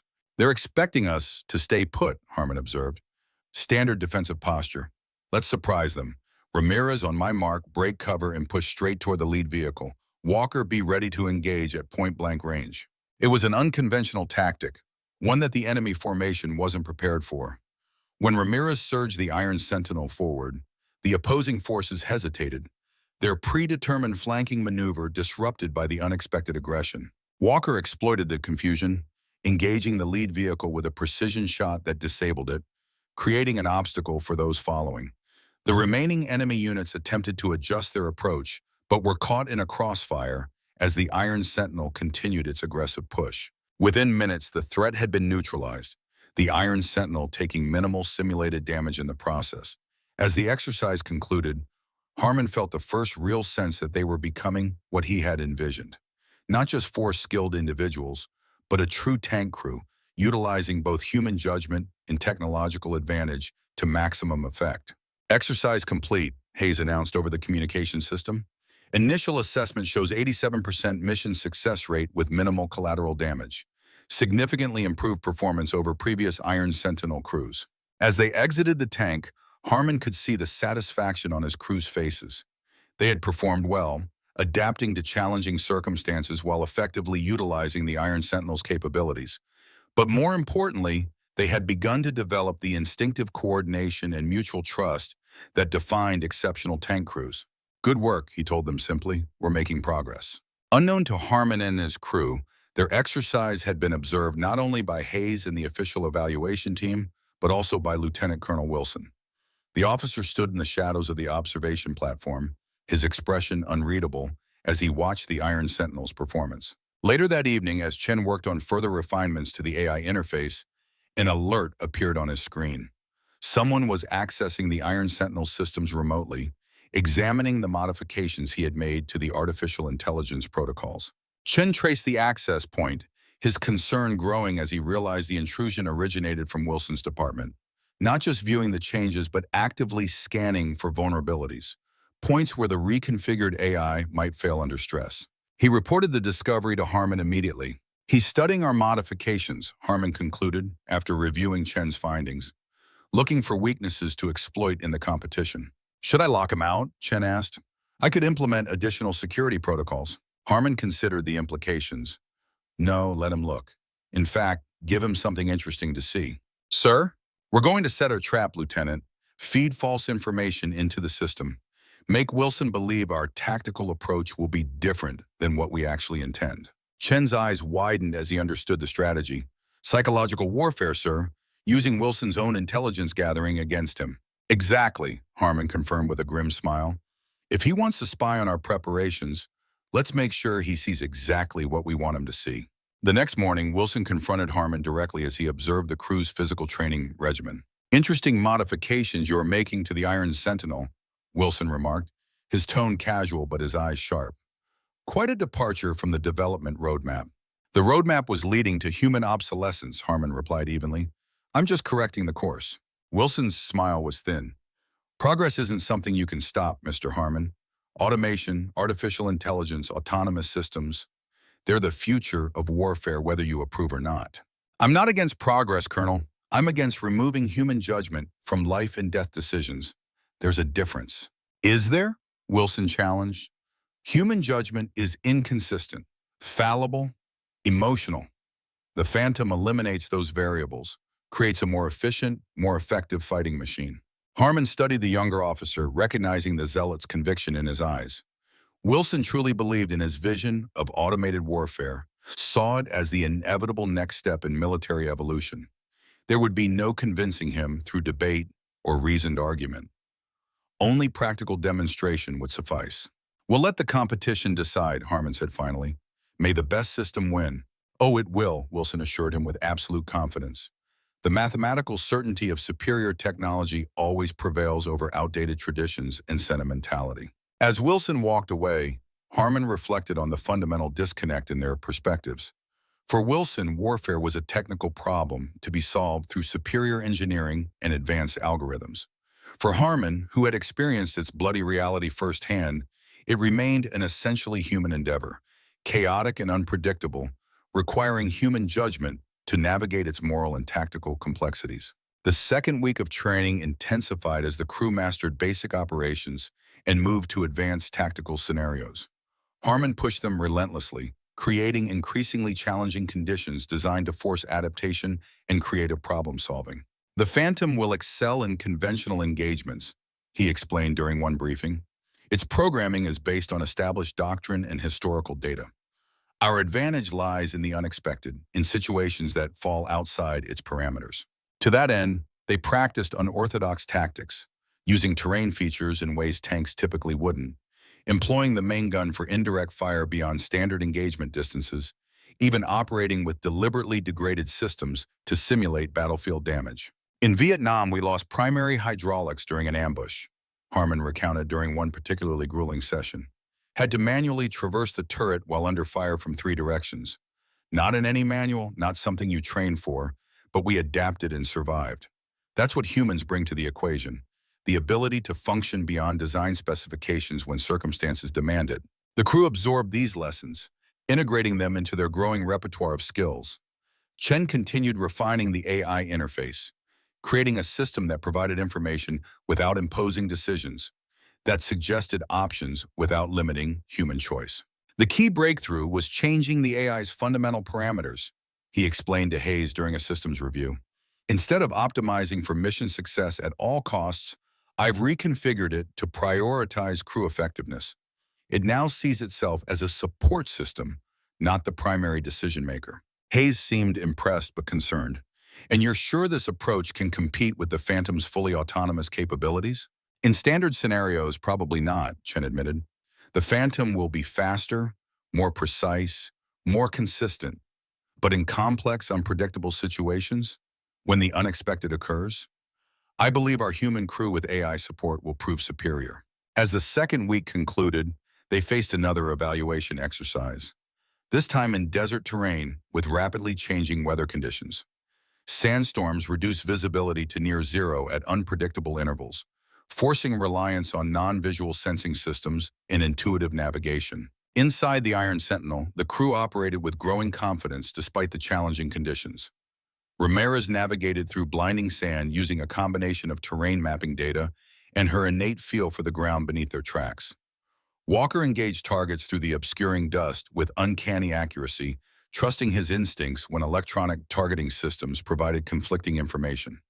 Chen managed the flow of sensor data, filtering out false readings while enhancing useful intelligence. And Harmon commanded, his decades of experience allowing him to create a coherent tactical picture from fragmentary information, to anticipate enemy movements before they developed, to position his tank for maximum effectiveness. When the exercise concluded, their performance metrics showed marked improvement: 92% mission success rate with minimal simulated damage taken. They were becoming what Harmon had envisioned, a seamless integration of human skill and technological advantage. But as they exited the Iron Sentinel, exhausted but satisfied, Hayes approached with concerning news. "We may have a problem," she told Harmon quietly. "The final competition parameters have been changed. Senator Marshall and the evaluation committee have added several new criteria, ones that seem specifically designed to favor autonomous systems." Harmon's expression hardened. "Wilson's influence?" "Likely," Hayes confirmed. "The changes emphasize speed, precision, and efficiency in standard combat scenarios, areas where the Phantom naturally excels. What about adaptability, creative problem-solving, ethical decision-making in complex situations?" "De-emphasized in the scoring matrix," Hayes admitted. "They're still factors, but weighted less heavily than the technical performance metrics."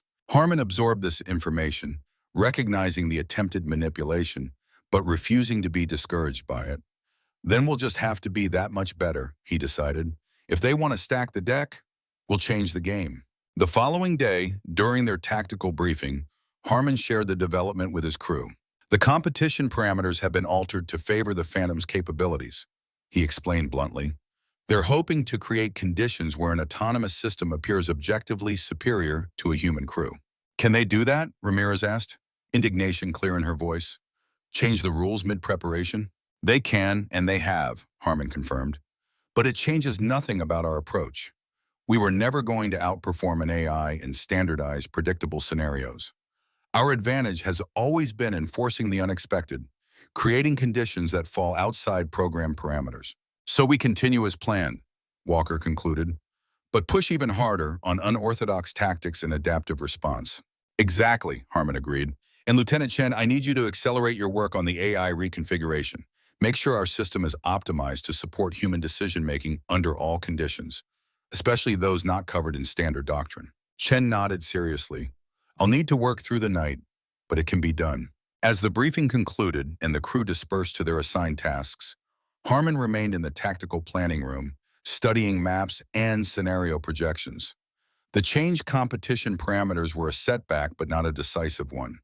Throughout his career, he had faced and overcome worse obstacles through determination and tactical creativity. He was so absorbed in his planning that he didn't immediately notice Wilson enter the room. "Working late, Mr. Harmon?" the lieutenant colonel observed, his tone conversational but his eyes calculating. "Adjusting to the updated competition framework?" Harmon looked up, his expression neutral despite his irritation. "Just doing my job, Colonel, preparing my crew for all contingencies." "A commendable effort," Wilson replied, seating himself across the table uninvited, "though perhaps ultimately futile. The Phantom has been processing combat scenarios and refining its tactical algorithms for months. It has absorbed the lessons of every major tank battle in history, analyzed every possible combat variable. It cannot be surprised." "History is full of unsurprising defeats," Harmon noted dryly. "Ask the French about their impenetrable Maginot Line. Ask the Russians about Afghanistan. Ask us about Vietnam. War has a way of confounding expectations." Wilson's smile was thin. "Ancient history, modern warfare is a data problem. Those with superior information processing capabilities prevail." "Is that what you really believe?" Harmon asked, genuine curiosity tempering his antagonism. "That war can be reduced to algorithms and processing power? I believe that removing human error from the battlefield saves American lives," Wilson replied, his conviction evident. Every decision made by emotion rather than calculation, every moment of hesitation or confusion costs blood and treasure. The Phantom eliminates those variables. Harmon considered the younger officer with newfound understanding. Wilson wasn't motivated by blind technological determinism or career ambition, but by a sincere desire to protect American soldiers. His approach was misguided, in Harmon's view, but his intentions were not. What happened in Korea? Harmon asked quietly. During that firefight with North Korean special forces. Something specific, something that shaped your view of human decision-making in combat. Wilson's expression tightened, the question striking closer to home than he expected. For a moment, it seemed he would refuse to answer, but then something in his demeanor shifted. "We had a new lieutenant," he said finally, his voice carefully controlled. "First deployment. When the North Koreans breached the perimeter, he froze. Couldn't give orders, couldn't make decisions. 3 soldiers died before the sergeant took command. Good men, lost because one human being couldn't process fear and information simultaneously. And you believe an AI would have performed better?" "I know it would have," Wilson insisted. "No hesitation, no fear, no emotional paralysis, just optimal tactical response based on available information." Harmon nodded slowly, understanding Wilson's perspective while recognizing its limitations. "I've seen fear paralyze men," he acknowledged. "Seen panic lead to poor decisions. Seen emotion cloud judgment. But I've also seen human intuition spot ambushes no sensor could detect. Seen creative thinking turn certain defeat into unexpected victory. Seen moral judgment prevent atrocities that would have been tactically optimal but strategically disastrous." Wilson remained unconvinced. Exceptional cases, statistically insignificant compared to the consistent performance advantages of autonomous systems. "War isn't statistics, Colonel," Harmon replied, rising from his seat. "It's human beings in conflict. Always has been, always will be. Remove the human element from our side, and you create a fundamental disconnect from the reality of what we're doing and why we're doing it." "An philosophical position," Wilson observed, "but not one supported by performance data." "Then I guess we'll let the competition decide," Harmon concluded, gathering his materials. "Good night, Colonel." As he left the planning room, Harmon reflected on their conversation. Wilson was neither villain nor fool. He was a product of his experience and training, someone who had seen the destructive potential of human error and sought to eliminate it through technology. The competition wasn't just about 2 different tank systems, it was about 2 fundamentally different visions of warfare and humanity's role in it. The stakes were even higher than he had initially realized. The final week of preparation was marked by increasing tension as the competition date approached. Harmon pushed his crew to their limits, simulating every conceivable scenario while developing contingency plans for the unexpected. Chen worked tirelessly on the AI interface, creating a system that augmented human capabilities without imposing artificial limitations. His modifications transformed the Iron Sentinel from an awkward hybrid of human and machine control to a seamless integration of complementary strengths. The key breakthrough, he explained during their final technical briefing, was changing how the AI interprets human decisions that deviate from its calculated optimal solutions. The original programming treated such deviations as errors to be corrected or overridden. I've reconfigured it to treat them as potential innovations, alternative approaches that might succeed despite not matching historical patterns. "So it learns from our unconventional decisions," Harmon concluded. "Exactly, sir. It's still providing information, still calculating optimal solutions based on its programming, but now it's also capable of recognizing when human intuition might be perceiving patterns or possibilities that its algorithms haven't accounted for." This philosophical shift in the AI's approach represented precisely what Harmon had been advocating: technology that enhanced human capabilities rather than replaced them, that recognized the unique value of human judgment while compensating for human limitations.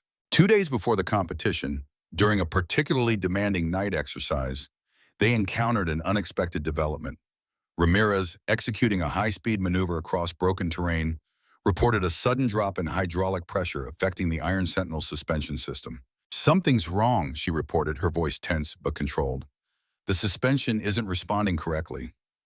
We're losing stability on the right side." Chen immediately began diagnostic procedures, his fingers flying across the control interfaces.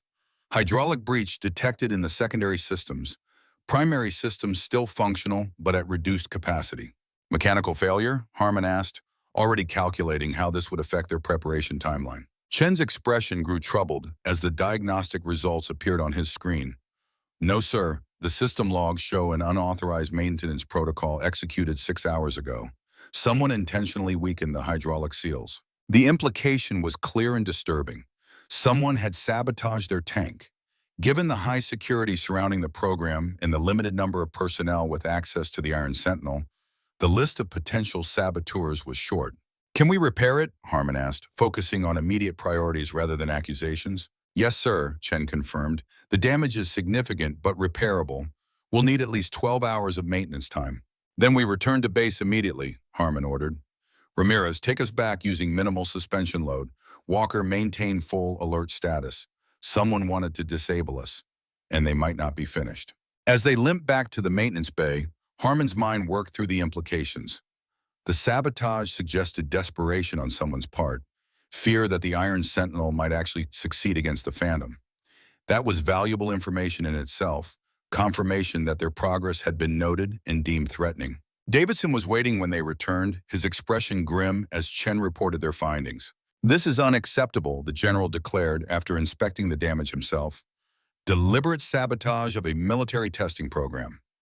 I want a full investigation, immediate security review, and round-the-clock monitoring of the Iron Sentinel until the competition. We should also check for other forms of tampering, Harmon suggested.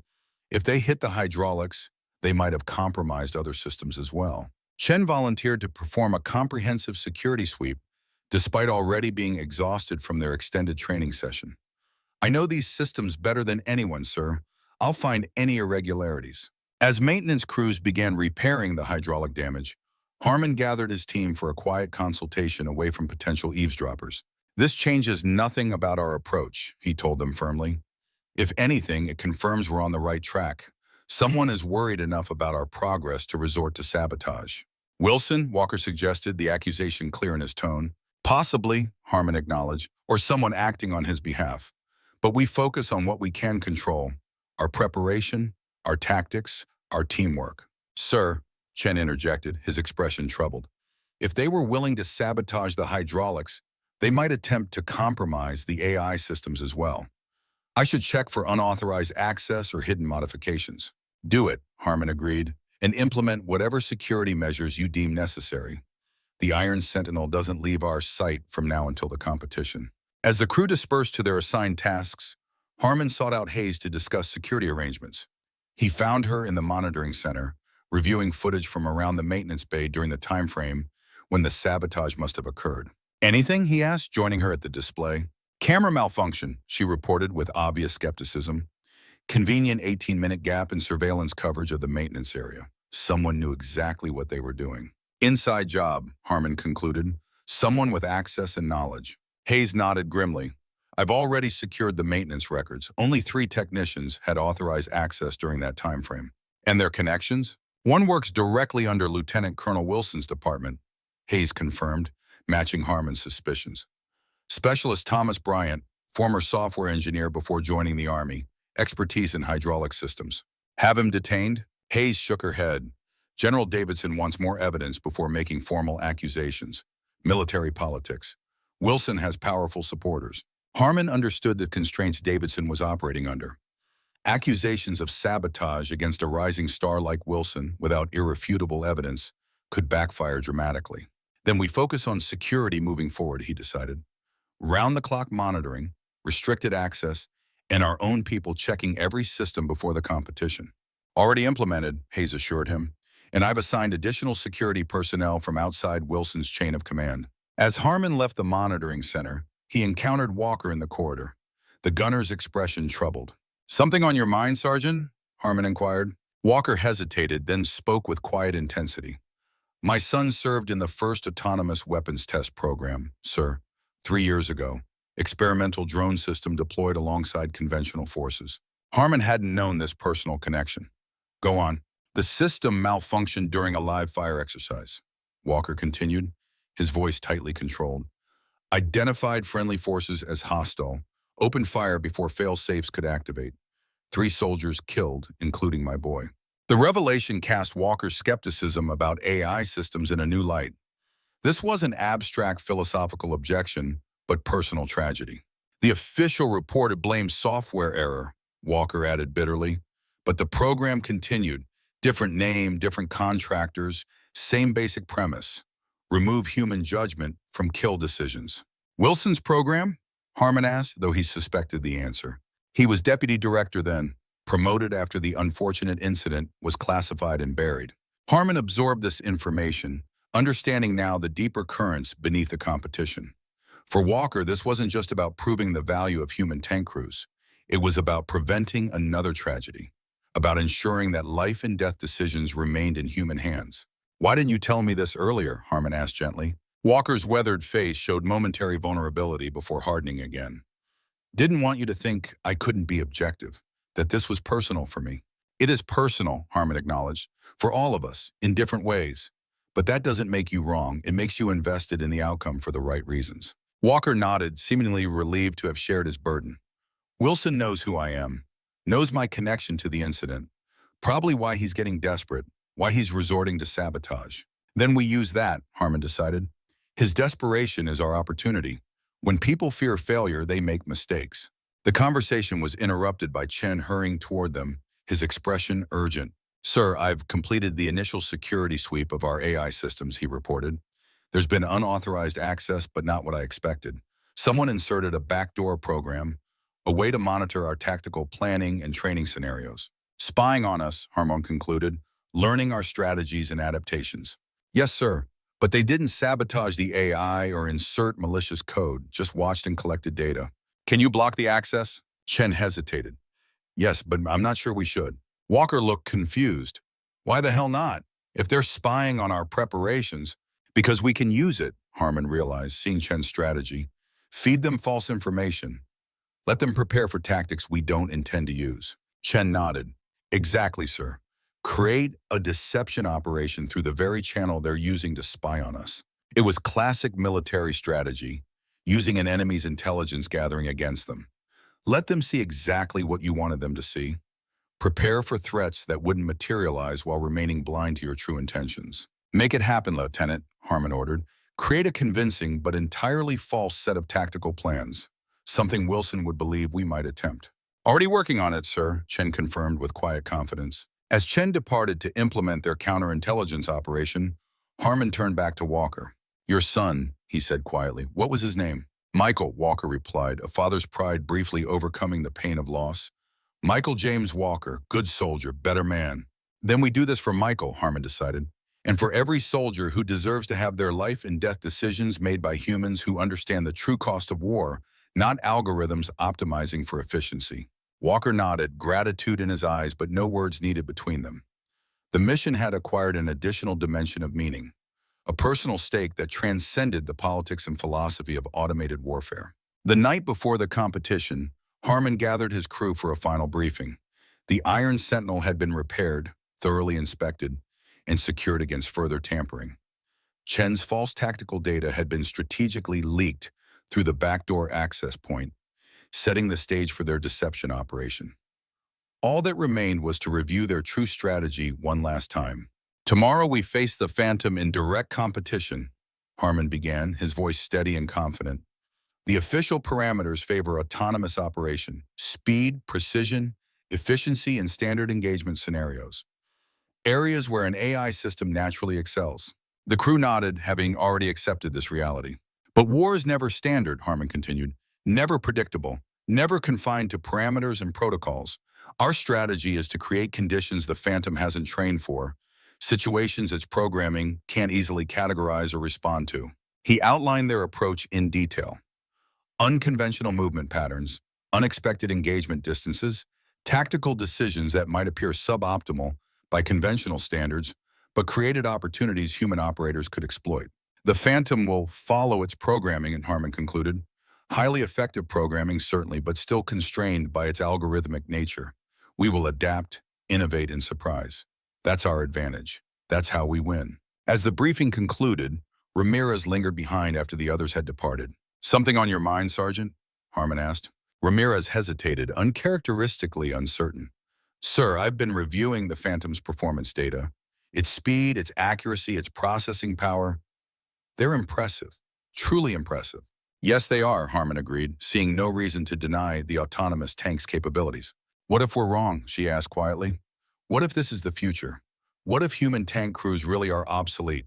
It was a question Harmon had asked himself many times during the past weeks. A question that deserved an honest answer. Maybe they are, he admitted. Technology has always changed warfare. Cavalry became obsolete. Battleships became vulnerable. Fixed fortifications lost their value. Change is inevitable. Then what are we fighting for? To ensure that the human element remains in the loop, Harmon replied with quiet conviction. Not because humans are better tank operators in all circumstances, but because humans understand what it means to take a life. Understand the moral weight of warfare in ways no algorithm ever can.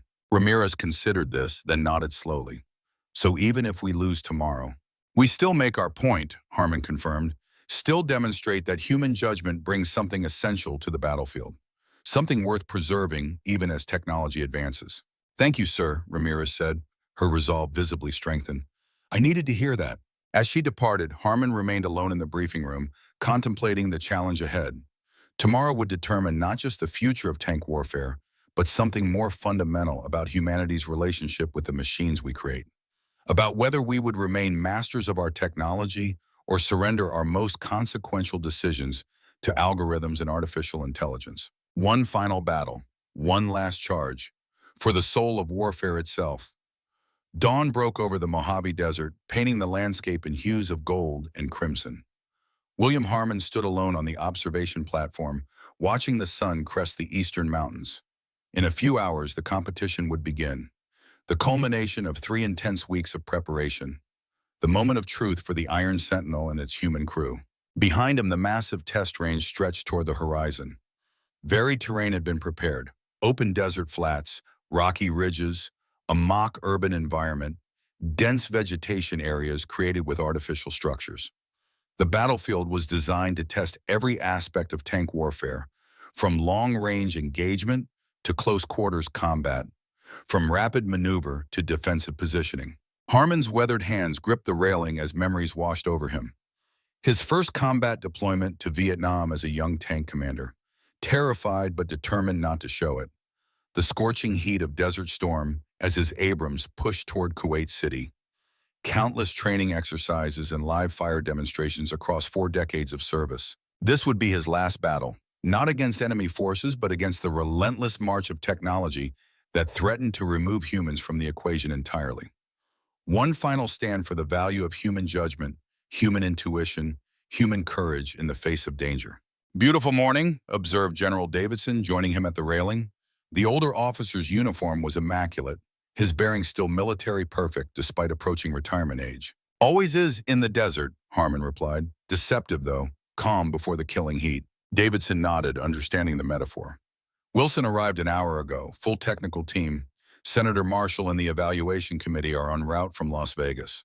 Quite the audience for your showdown. Not my showdown, Harmon corrected. Ours. Human versus machine. The future of armored warfare hanging in the balance. Dramatic way of putting it, but accurate, Harmon insisted. This isn't just about 2 different tank systems. It's about how we fight wars, about whether we keep humans in the loop or surrender life and death decisions to algorithms. Davidson didn't argue the point. He had seen enough of warfare to understand the stakes. Your crew ready? As ready as they can be, Harmon confirmed. Ramirez is the best tank driver I've ever seen. Walker can hit targets most gunners wouldn't even attempt. Chen has transformed the AI from competitor to partner. They've become a true crew in record time. And you, ready for one more battle, Bull? Harmon smiled at the old nickname. Never really left the fight, Jim, just watching from a distance for a while. But some causes pull you back in. This is one of them. Below them, activity increased as technical teams made final preparations. The Iron Sentinel stood ready in its maintenance bay, armor gleaming in the morning sun. Half a kilometer away, the Phantom waited in its own facility, a predatory silhouette of advanced technology and lethal capability. Wilson's confident, Davidson remarked. His system has performed flawlessly in all preliminary tests. Speed, accuracy, tactical execution, all exceeding human benchmarks. In controlled conditions, Harmon noted, against anticipated threats. Following established doctrine, war is rarely so accommodating. Davidson checked his watch. Committee arrives in 1 hour. Competition begins at 0900. I need to finish the welcome briefing. I should join my crew, Harmon agreed. Final preparations. The two old soldiers shook hands, a gesture that contained decades of shared experience and mutual respect. Give 'em hell, Bull, Davidson said quietly. Show them what humans bring to the fight. Harmon found his crew in the ready room adjacent to the Iron Sentinel's maintenance bay. Ramirez was reviewing terrain maps, her focus absolute as she memorized every contour and feature of the battleground. Walker methodically checked his personal equipment, the ritual precision of a career soldier preparing for combat. Chen monitored the Iron Sentinel systems on a tablet, making final adjustments to the AI interface. They looked up as he entered, their expressions a mix of determination and underlying tension. This was not actual combat, but the stakes felt nearly as high. Their performance today would influence the future of American armored forces, perhaps the nature of warfare itself. Final briefing, and Harmon announced without preamble. Competition parameters are as follows. 3 engagement scenarios of increasing complexity, scored on mission accomplishment, time to objective, precision of execution, and damage avoidance. He outlined each scenario in detail.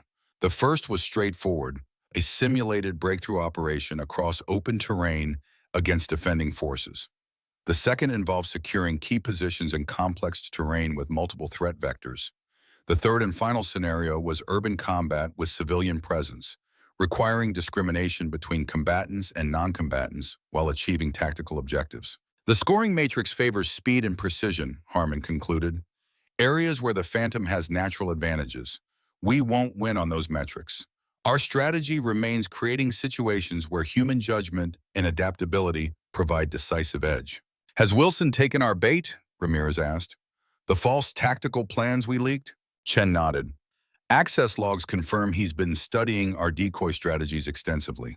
He'll be expecting us to rely on long-range engagement and defensive positioning, while our actual approach will emphasize maneuver warfare and close engagement, Walker confirmed, fighting inside his decision loop.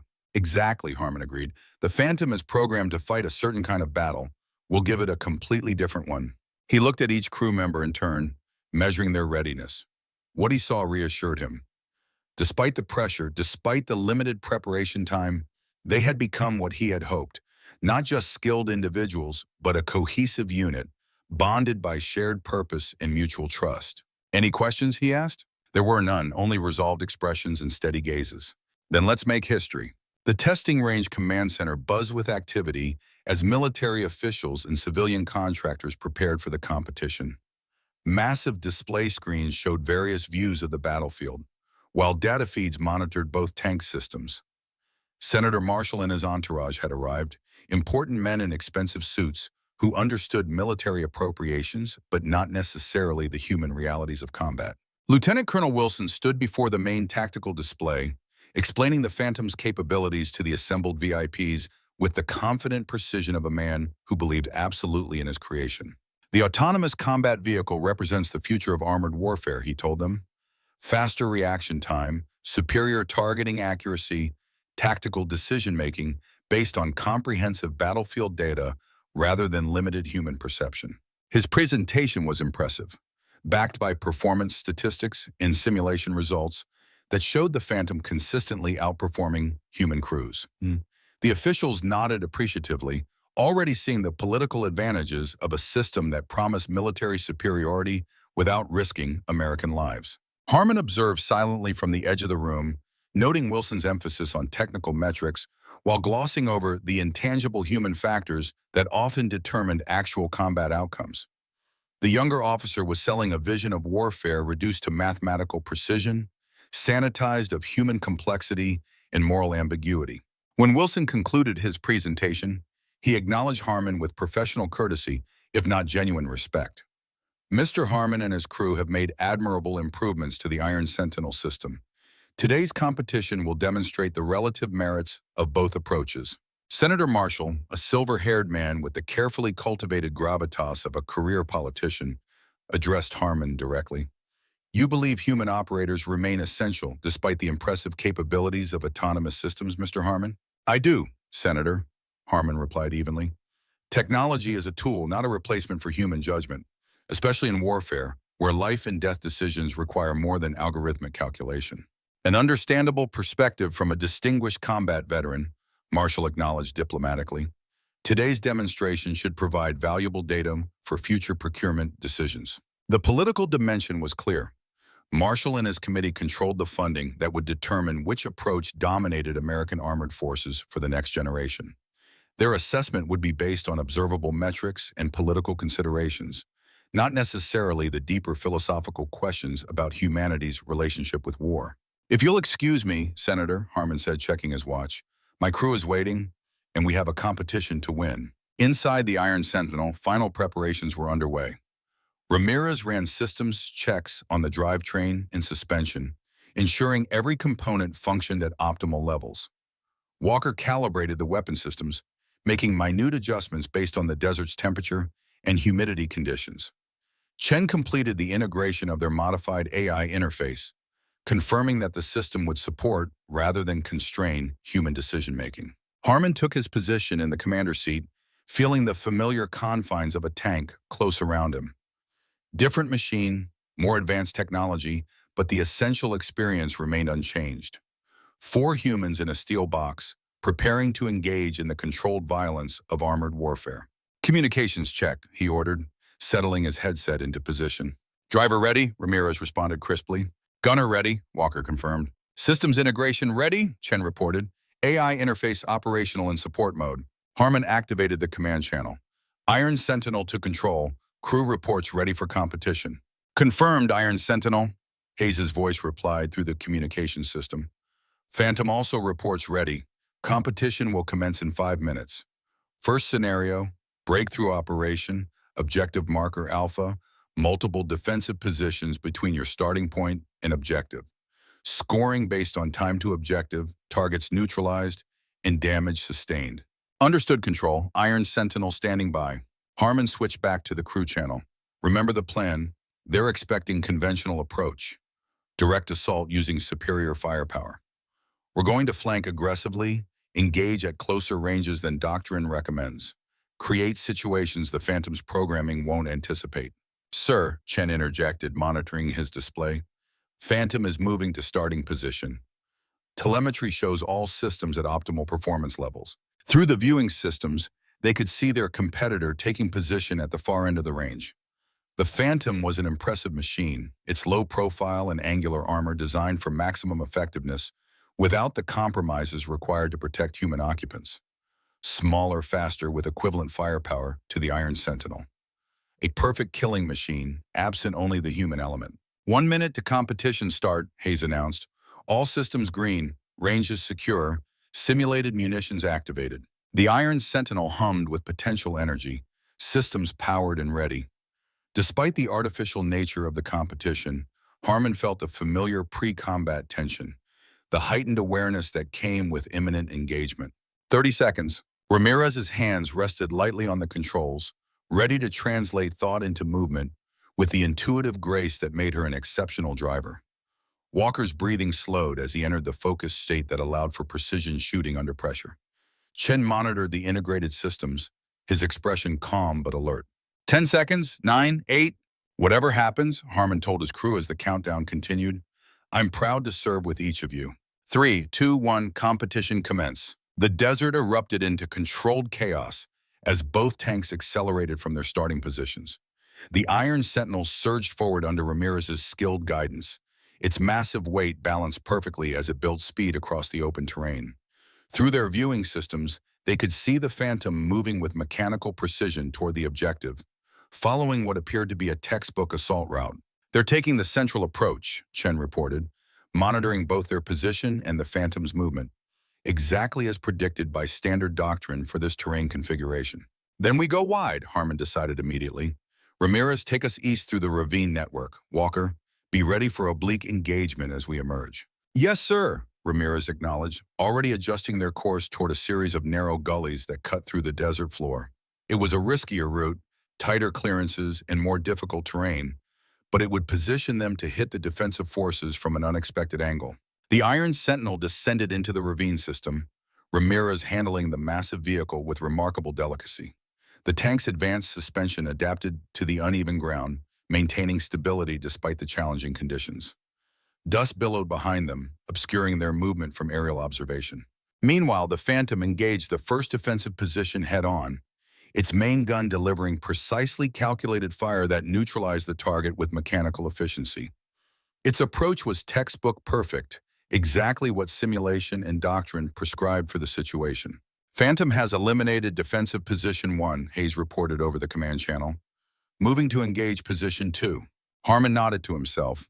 The autonomous tank was performing exactly as expected, following optimal patterns based on its programming and training data. Highly effective, undeniably impressive, but also predictable to anyone who understood its underlying algorithms. The Iron Sentinel emerged from the ravine system at a point that gave them a clear flanking position on the remaining defensive emplacements. The simulated enemy forces, automated systems programmed to react realistically, had oriented their defenses toward the Phantom's frontal assault, leaving their flank vulnerable. Target acquired, Walker reported calmly, the main gun already tracking the nearest defensive position. Range 900 meters, angle offset 20 degrees. Engage at will, Harmon ordered. Multiple targets, your discretion on sequence. Walker fired, the simulated round striking with precision despite the unorthodox firing position. The defensive emplacement registered a critical hit, its systems indicating destruction. Before the simulated enemy could fully react to this unexpected threat, Walker had already shifted to the next target, maintaining a rhythm of fire that kept the defenders off balance and unable to effectively respond. Phantom has engaged position 2, Chen reported, monitoring the tactical feed. They haven't detected our flanking movement yet. Press the advantage, Harmon commanded. Ramirez, close distance to position 3. Walker, prepare for close-range engagement. The Iron Sentinel accelerated toward the third defensive position, exploiting the enemy's focus on the Phantom's frontal attack. Ramirez navigated with aggressive precision, using terrain features for partial cover while maintaining a clear firing line for Walker. The gunner waited patiently, allowing the range to close before firing 3 rapid shots that neutralized the position with efficient brutality. Iron Sentinel has eliminated positions 3 and 4, Hayes announced, surprise evident in her voice. Phantom has eliminated position 2, both tanks advancing on objective. The unexpected success of the flanking maneuver had created a tactical race. The Phantom, despite its superior speed on open ground, had taken the longer route through the center of the defensive network. The Iron Sentinel, through creative use of terrain and unconventional tactics, had created a shorter path to the objective. Phantom has detected our approach, Chen warned. They're adjusting course to intercept.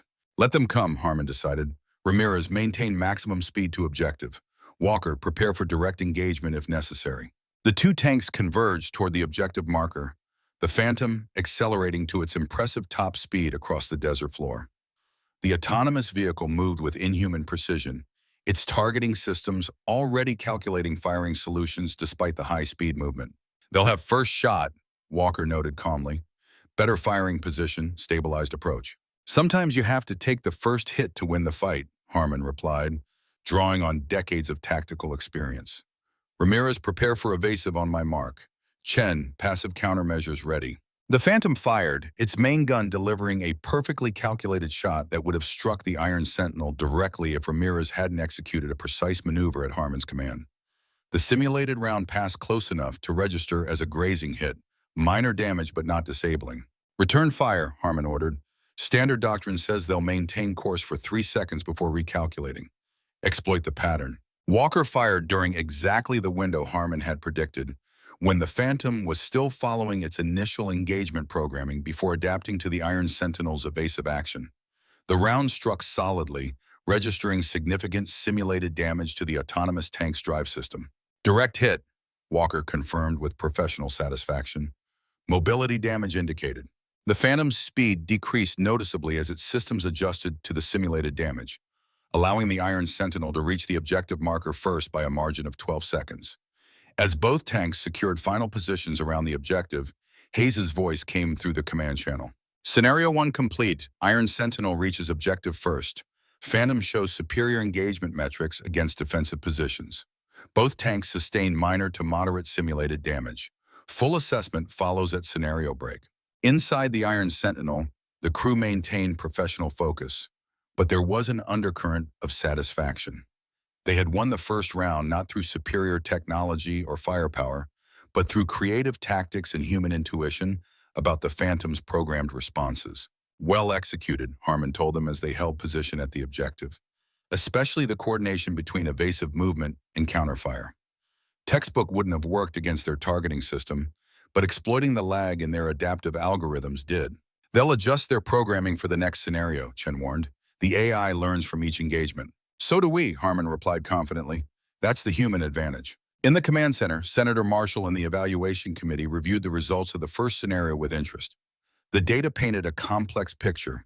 The Phantom had demonstrated superior speed and precision in engaging the defensive positions, while the Iron Sentinel had shown unexpected tactical creativity in its flanking approach. Fascinating outcome, Marshall observed to Davidson. The human crew used an unorthodox approach that created a significant tactical advantage, not what the simulation models predicted. That's Bull Harmon's specialty, Davidson replied with professional pride. Throughout his career, he's succeeded by doing what doctrine says can't or shouldn't be done. It's why I wanted him for this project. Wilson joined them, his expression composed despite the Phantom's narrow defeat in the first scenario.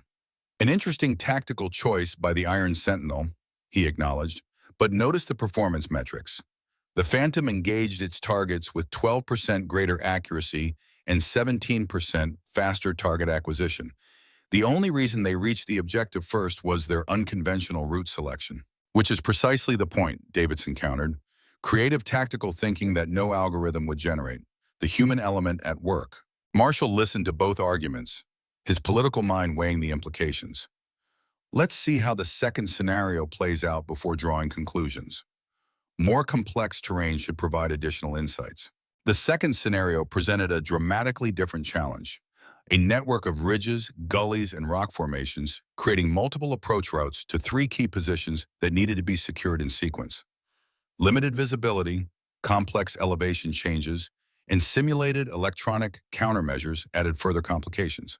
This environment negates some of the Phantom's sensor advantages, Chen observed as the Iron Sentinel moved to its starting position. Their LiDAR and thermal imaging will be degraded by the terrain features, which means they'll rely more heavily on predictive algorithms based on doctrine and historical data, Harmon concluded. Our opportunity to create situations their programming hasn't anticipated. Iron Sentinel Phantom, second scenario commencing in 30 seconds, Hayes announced. Objective, secure positions Alpha, Bravo, and Charlie in sequence. Multiple hostile forces throughout the area. Electronic warfare environment active. Harmon considered the tactical situation.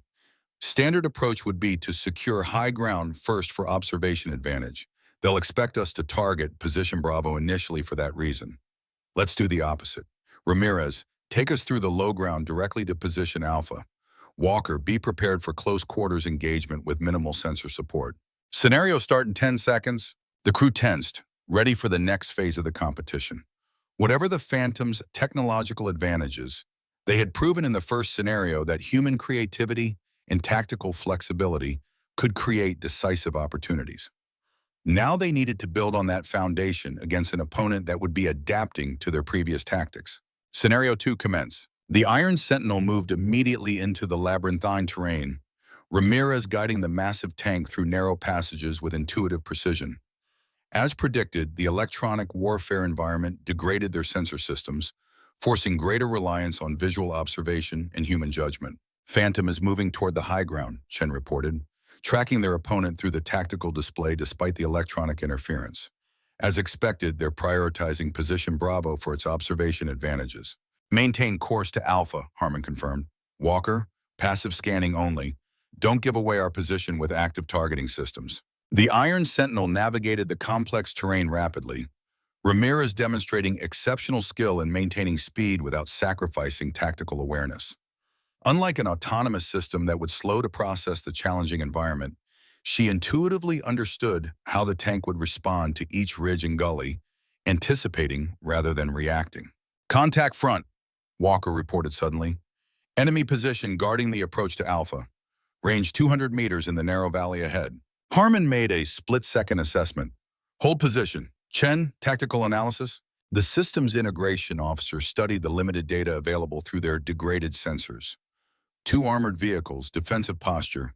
They're expecting approach from the east based on their orientation. We're coming from the south. Exploit their positioning, Harmon decided. Ramirez, bring us up behind that rock formation to the right. Walker, prepare to engage both targets simultaneously when we clear the rocks. The Iron Sentinel moved with deliberate stealth, positioning for an attack from the defender's vulnerable flank. When they emerged from behind the rock formation, Walker engaged immediately, striking both targets before they could reorient their defenses. The simulated enemy vehicles registered catastrophic damage, clearing the path to Position Alpha. Position Alpha secure, Harmon reported as the Iron Sentinel moved into the designated area, proceeding to Charlie next, not Bravo. His decision to target the lowest position, rather than following the logical progression, again defied conventional tactical doctrine. Most commanders would secure the high ground of Position Bravo next, using its observational advantages to plan the approach to Charlie. By continuing to operate in the low ground, Harmon was accepting greater risk in exchange for tactical surprise. Phantom has secured Position Bravo, Hayes announced. They have observation of 60% of the battlefield from that location. They can see us, but can they understand us? Harmon mused. Ramirez, maximum speed to Charlie. Use the ridge shadows for partial concealment. The Iron Sentinel accelerated through the valley network, pushing the advanced suspension system to its limits as they navigated the uneven terrain. Ramirez drove with controlled aggression, finding paths through the rocky landscape that seemed impossible for a vehicle of the tank's size and weight. Enemy contact at this approach to Charlie, Walker reported. Multiple defensive positions with interlocking fields of fire. The tactical situation was challenging. Position Charlie was well defended, with simulated enemy forces arranged to create overlapping coverage that would make a direct assault costly. Conventional doctrine would call for a deliberate approach with suppressing fire to reduce the defenders before advancing. They prepared for a methodical attack, Harmon observed. Let's show them something different.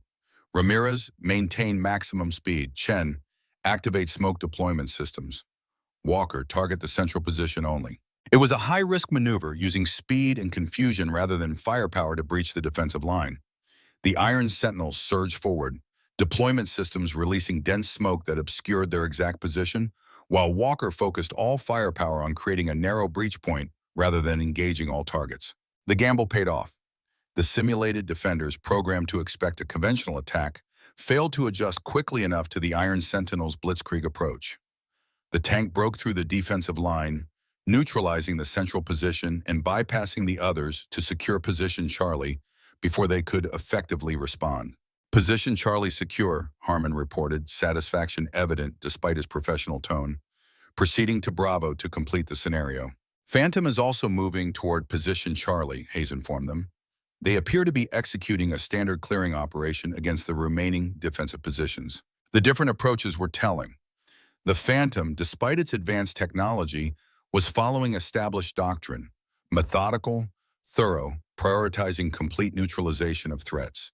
The Iron Sentinel under human command was demonstrating tactical flexibility, accepting calculated risks to achieve objectives more rapidly. They'll reach Charlie and find us gone, Chen noted with a hint of pride, forcing them to reverse course while we secure the final objective. Exactly, Harmon confirmed. In combat, creating confusion in the enemy's decision cycle is often more valuable than perfect execution of established tactics. The Iron Sentinel moved toward Position Bravo, now approaching the high ground from an unexpected direction. The Phantom, discovering Position Charlie already secured, was forced to adjust its operational plan mid-execution, a situation that required complex recalculation of its tactical algorithms. We've disrupted their decision cycle, Harmon observed with satisfaction. Now let's secure the final objective before they can recover. The Iron Sentinel reached Position Bravo unopposed, the defenders having been eliminated during the Phantom's earlier assault. As they secured the position, completing the scenario objectives, Hayes' voice came through the command channel. Scenario 2 complete. Iron Sentinel has secured all 3 positions. Phantom has secured 2 positions and neutralized 80% of enemy forces. Full assessment at his scenario break. In the command center, the evaluation committee reviewed the results with growing interest. The Iron Sentinel's unconventional approach had again created a tactical advantage that offset the Phantom's superior technical performance. Senator Marshall seemed particularly intrigued by the divergent tactical styles on display. The autonomous system follows optimal doctrine with impressive precision, he observed to Davidson. But the human crew demonstrates a creativity that's genuinely surprising. They consistently make choices that defy predictive models, yet prove effective. Wilson joined the conversation, his professional demeanor maintained despite the Phantom's second consecutive defeat. The Iron Sentinel's approach accepts significantly higher risk profiles than we would program into an autonomous system, he pointed out. In actual combat, such aggressive tactics could result in unacceptable casualties. Or decisive victory, Davidson countered. History is full of commanders who change the course of battles by defying conventional wisdom at critical moments. Marshall nodded thoughtfully. The final scenario should be particularly illuminating. Urban combat with civilian presence will test not just tactical effectiveness, but judgment in complex ethical situations. The third scenario presented the ultimate challenge. A simulated urban environment with multiple objectives and civilian presence requiring careful target discrimination. Buildings of various sizes created a complex three-dimensional battlefield with limited lines of sight and numerous potential ambush points. The mission parameters required securing key infrastructure while minimizing both military and civilian casualties. This is where human judgment truly separates itself from algorithmic decision-making, Harmon told his crew as they prepared. Urban combat with civilian presence creates ethical complexities that no programming can fully address. Every engagement requires contextual understanding that goes beyond simple friend or foe identification. The Phantom will follow strict rules of engagement programmed into its target discrimination systems, Chen noted. Highly accurate but inflexible. It won't engage unless certain identification parameters are met, which we can exploit, Harmon concluded. Ramirez will use the narrow streets to minimize their sensor advantage. Walker, expect limited engagement opportunities requiring snap judgments on target validity. Chen, I need maximum information flow without overwhelming the crew. Iron Sentinel Phantom, final scenario commencing in 30 seconds, Hayes announced. Objectives: secure the power station, communication center, and central administration building. Civilian population present throughout the area. Hostile forces embedded within urban environment. Rules of engagement require positive identification before engagement. The stakes were clear.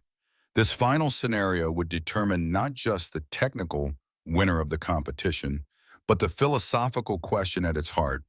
Could artificial intelligence replace human judgment in the most challenging combat environments? Scenario 3 commenced. The Iron Sentinel moved into the urban maze, Ramirez navigating the narrow streets with careful precision.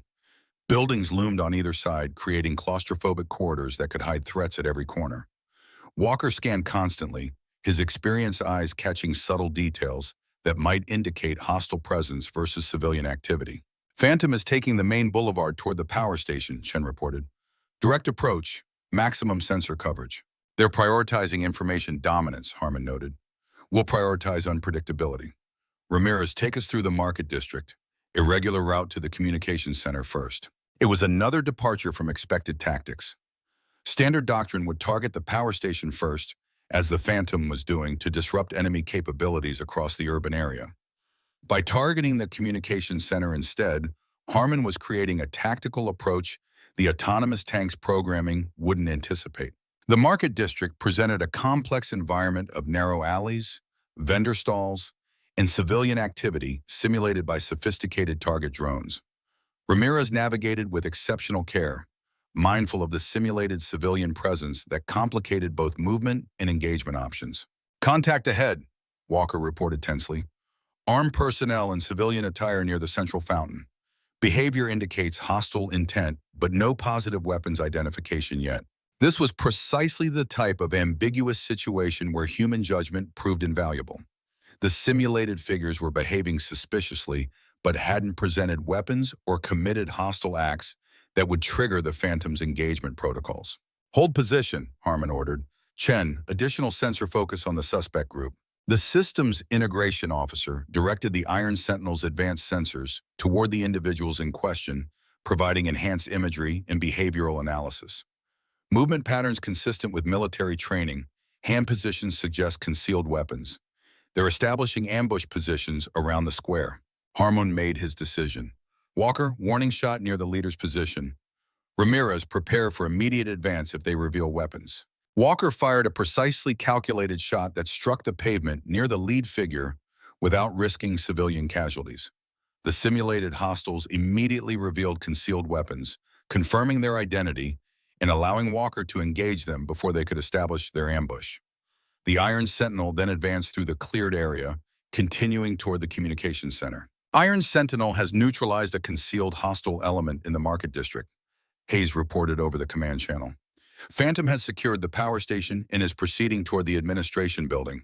The communications center was located in a mid-rise building surrounded by smaller structures that provided multiple approach routes.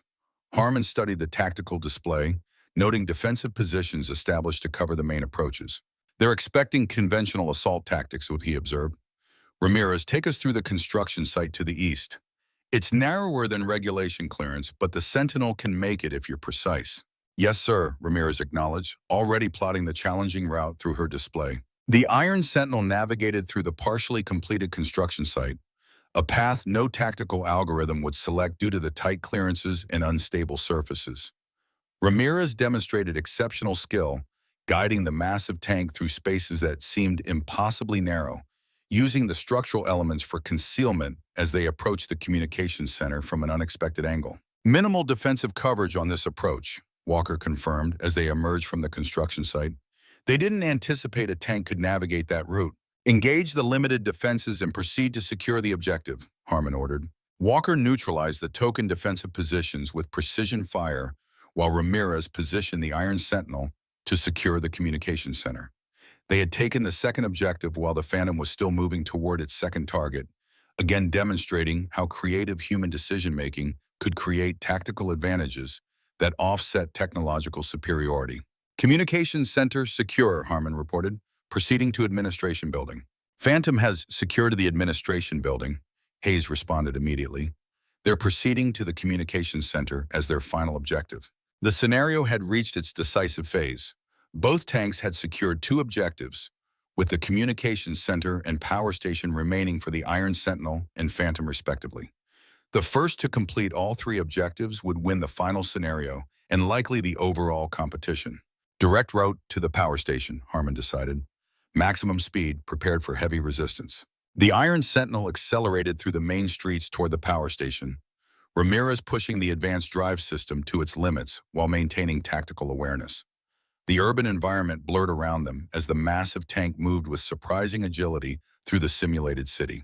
Heavy defensive concentration at the power station approach, Chen warned, monitoring the tactical feed. The Phantom neutralized most defenders during their assault, but they've been reinforced since. Standard procedure would be to reduce the defenses with sustained fire before advancing, Harmon noted. They'll expect that approach and have prepared accordingly. We'll do the opposite. Ramirez, maintain maximum speed directly toward the primary entrance. Walker, focus all fire on creating a single breach point. Chen, active countermeasures at my command.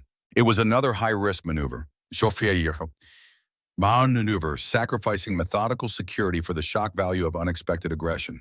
The Iron Sentinel surged toward the power station's main entrance. Walker concentrating devastating fire on a single point in the defensive perimeter, while Ramirez maintained their charge. The defenders, positioned to resist a conventional assault, were unprepared for the sheer audacity of the attack. Breach point created, Walker reported as his precision fire eliminated the key defensive position. Path to objective open. Countermeasures now, Harmon ordered as they committed to the final approach. Chen activated the Iron Sentinel's full suite of active protection systems, creating a temporary bubble of enhanced security as they pushed through the weakened defensive perimeter. The tank absorbed several simulated hits, registering moderate damage, but remaining combat effective as it reached the power station and established a secure position. Power station secured, Harmon reported. All objectives complete. Phantom has secured the communications center, Hayes confirmed moments later. All objectives complete for both vehicles. Scenario 3 in competition concluded. Full assessment to follow. Inside the Iron Sentinel, the crew maintained professional focus, completing shutdown procedures and safety checks before allowing themselves to acknowledge what they had accomplished. They had faced the most advanced autonomous tank system ever developed and demonstrated the enduring value of human judgment, creativity, and tactical flexibility. Well done, Harmon told them quietly as the systems powered down. Whatever the official assessment determines, you've proven what we set out to prove, that the human element remains essential in armored warfare. In the command center, the evaluation committee reviewed the final results with intense interest. The performance metrics painted a complex picture that defied simple interpretation. The Phantom had demonstrated superior technical efficiency, faster target acquisition, greater accuracy, better ammunition conservation. But the Iron Sentinel had achieved objectives more rapidly through tactical approaches that no autonomous system would have generated. Remarkable demonstration, Senator Marshall concluded after studying the comprehensive data. Both systems have shown impressive capabilities, but in distinctly different ways. The metrics favor the Phantom in technical performance, Wilson pointed out, highlighting specific data points on the main display. Engagement accuracy 17% higher, ammunition efficiency 23% better, system damage 12% lower. While the Iron Sentinel completed objectives faster in all three scenarios, Davidson countered, and demonstrated tactical innovations that created decisive advantages despite the Phantom's technical superiority. Marshall nodded thoughtfully. The question before this committee isn't simply which system performed better according to predetermined metrics. It's about the future direction of American armored forces, whether human judgment remains essential or can be effectively replaced by autonomous systems. The veteran politician turned to face both Wilson and Davidson directly. I believe today's demonstration has provided a clear answer, though perhaps not the one either of you expected. As the Iron Sentinel crew exited their vehicle, they were met by Hayes, her expression carefully neutral as she escorted them to the command center where the final assessment would be delivered. Harmon walked with straight-backed dignity, prepared to defend his crew's performance and the philosophical position it represented regardless of the official outcome. The command center fell silent as they entered, all eyes turning to the crew that had challenged the seemingly inevitable march of automation.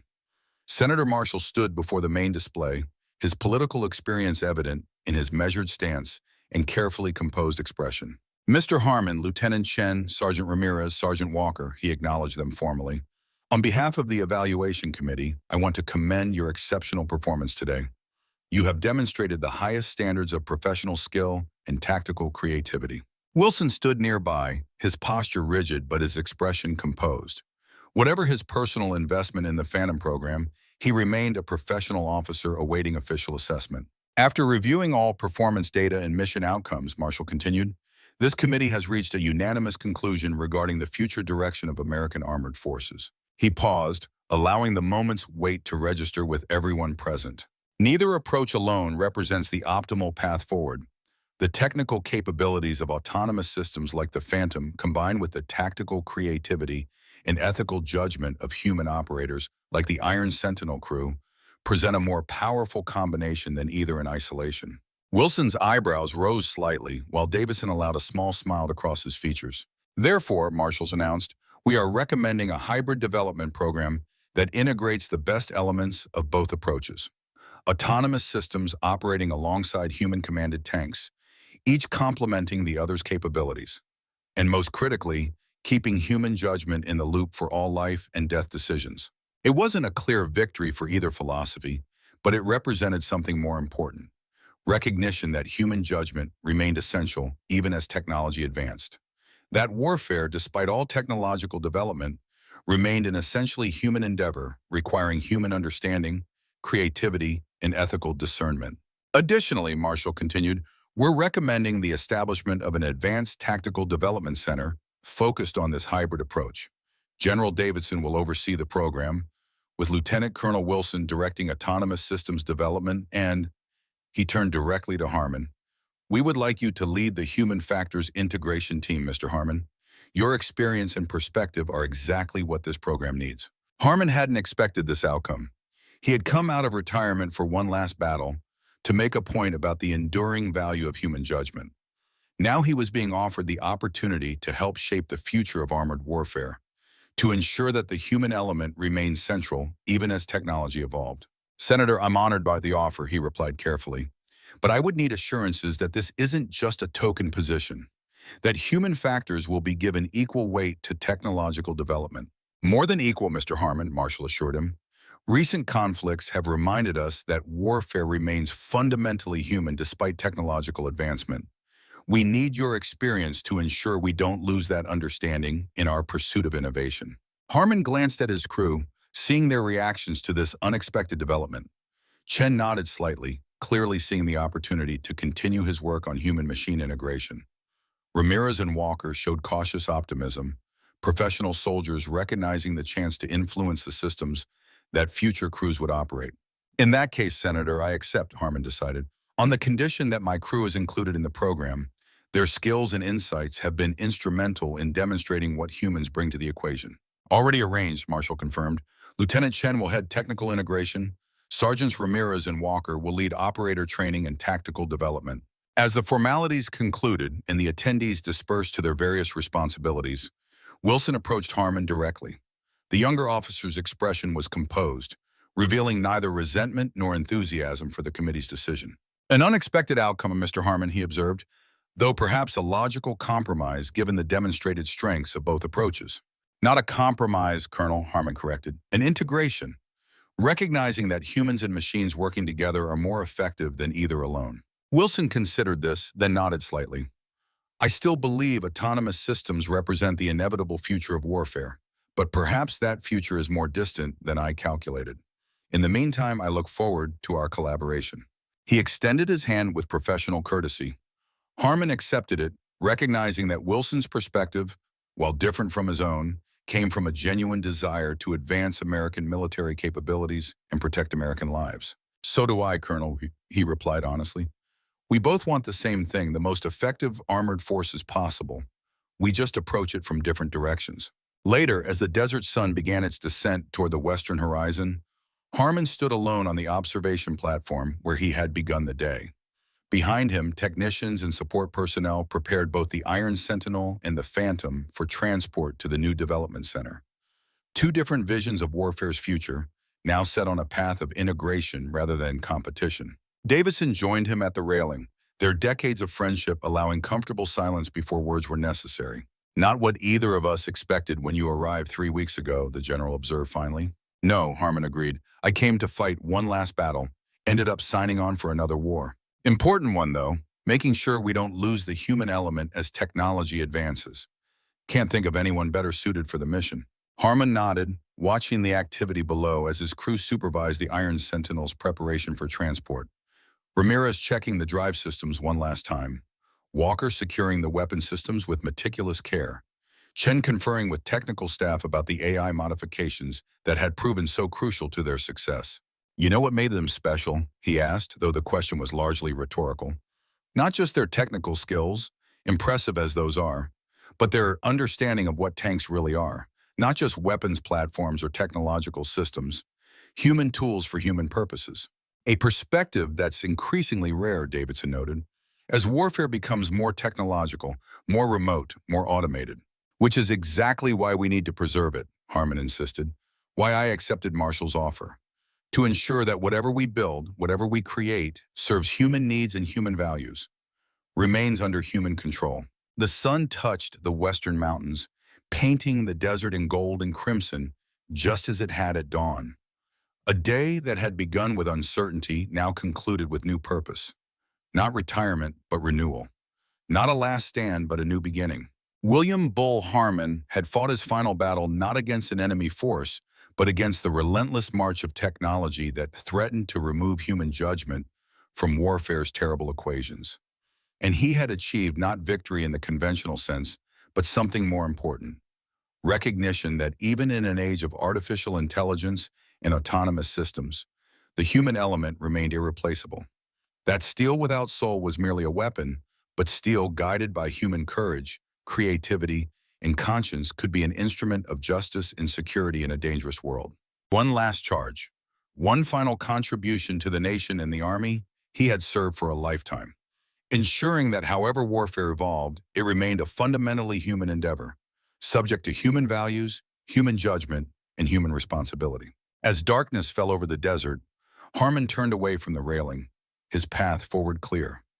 The battle was won, the mission continued, the legacy secured for another generation. Steel and honor, together as they should be.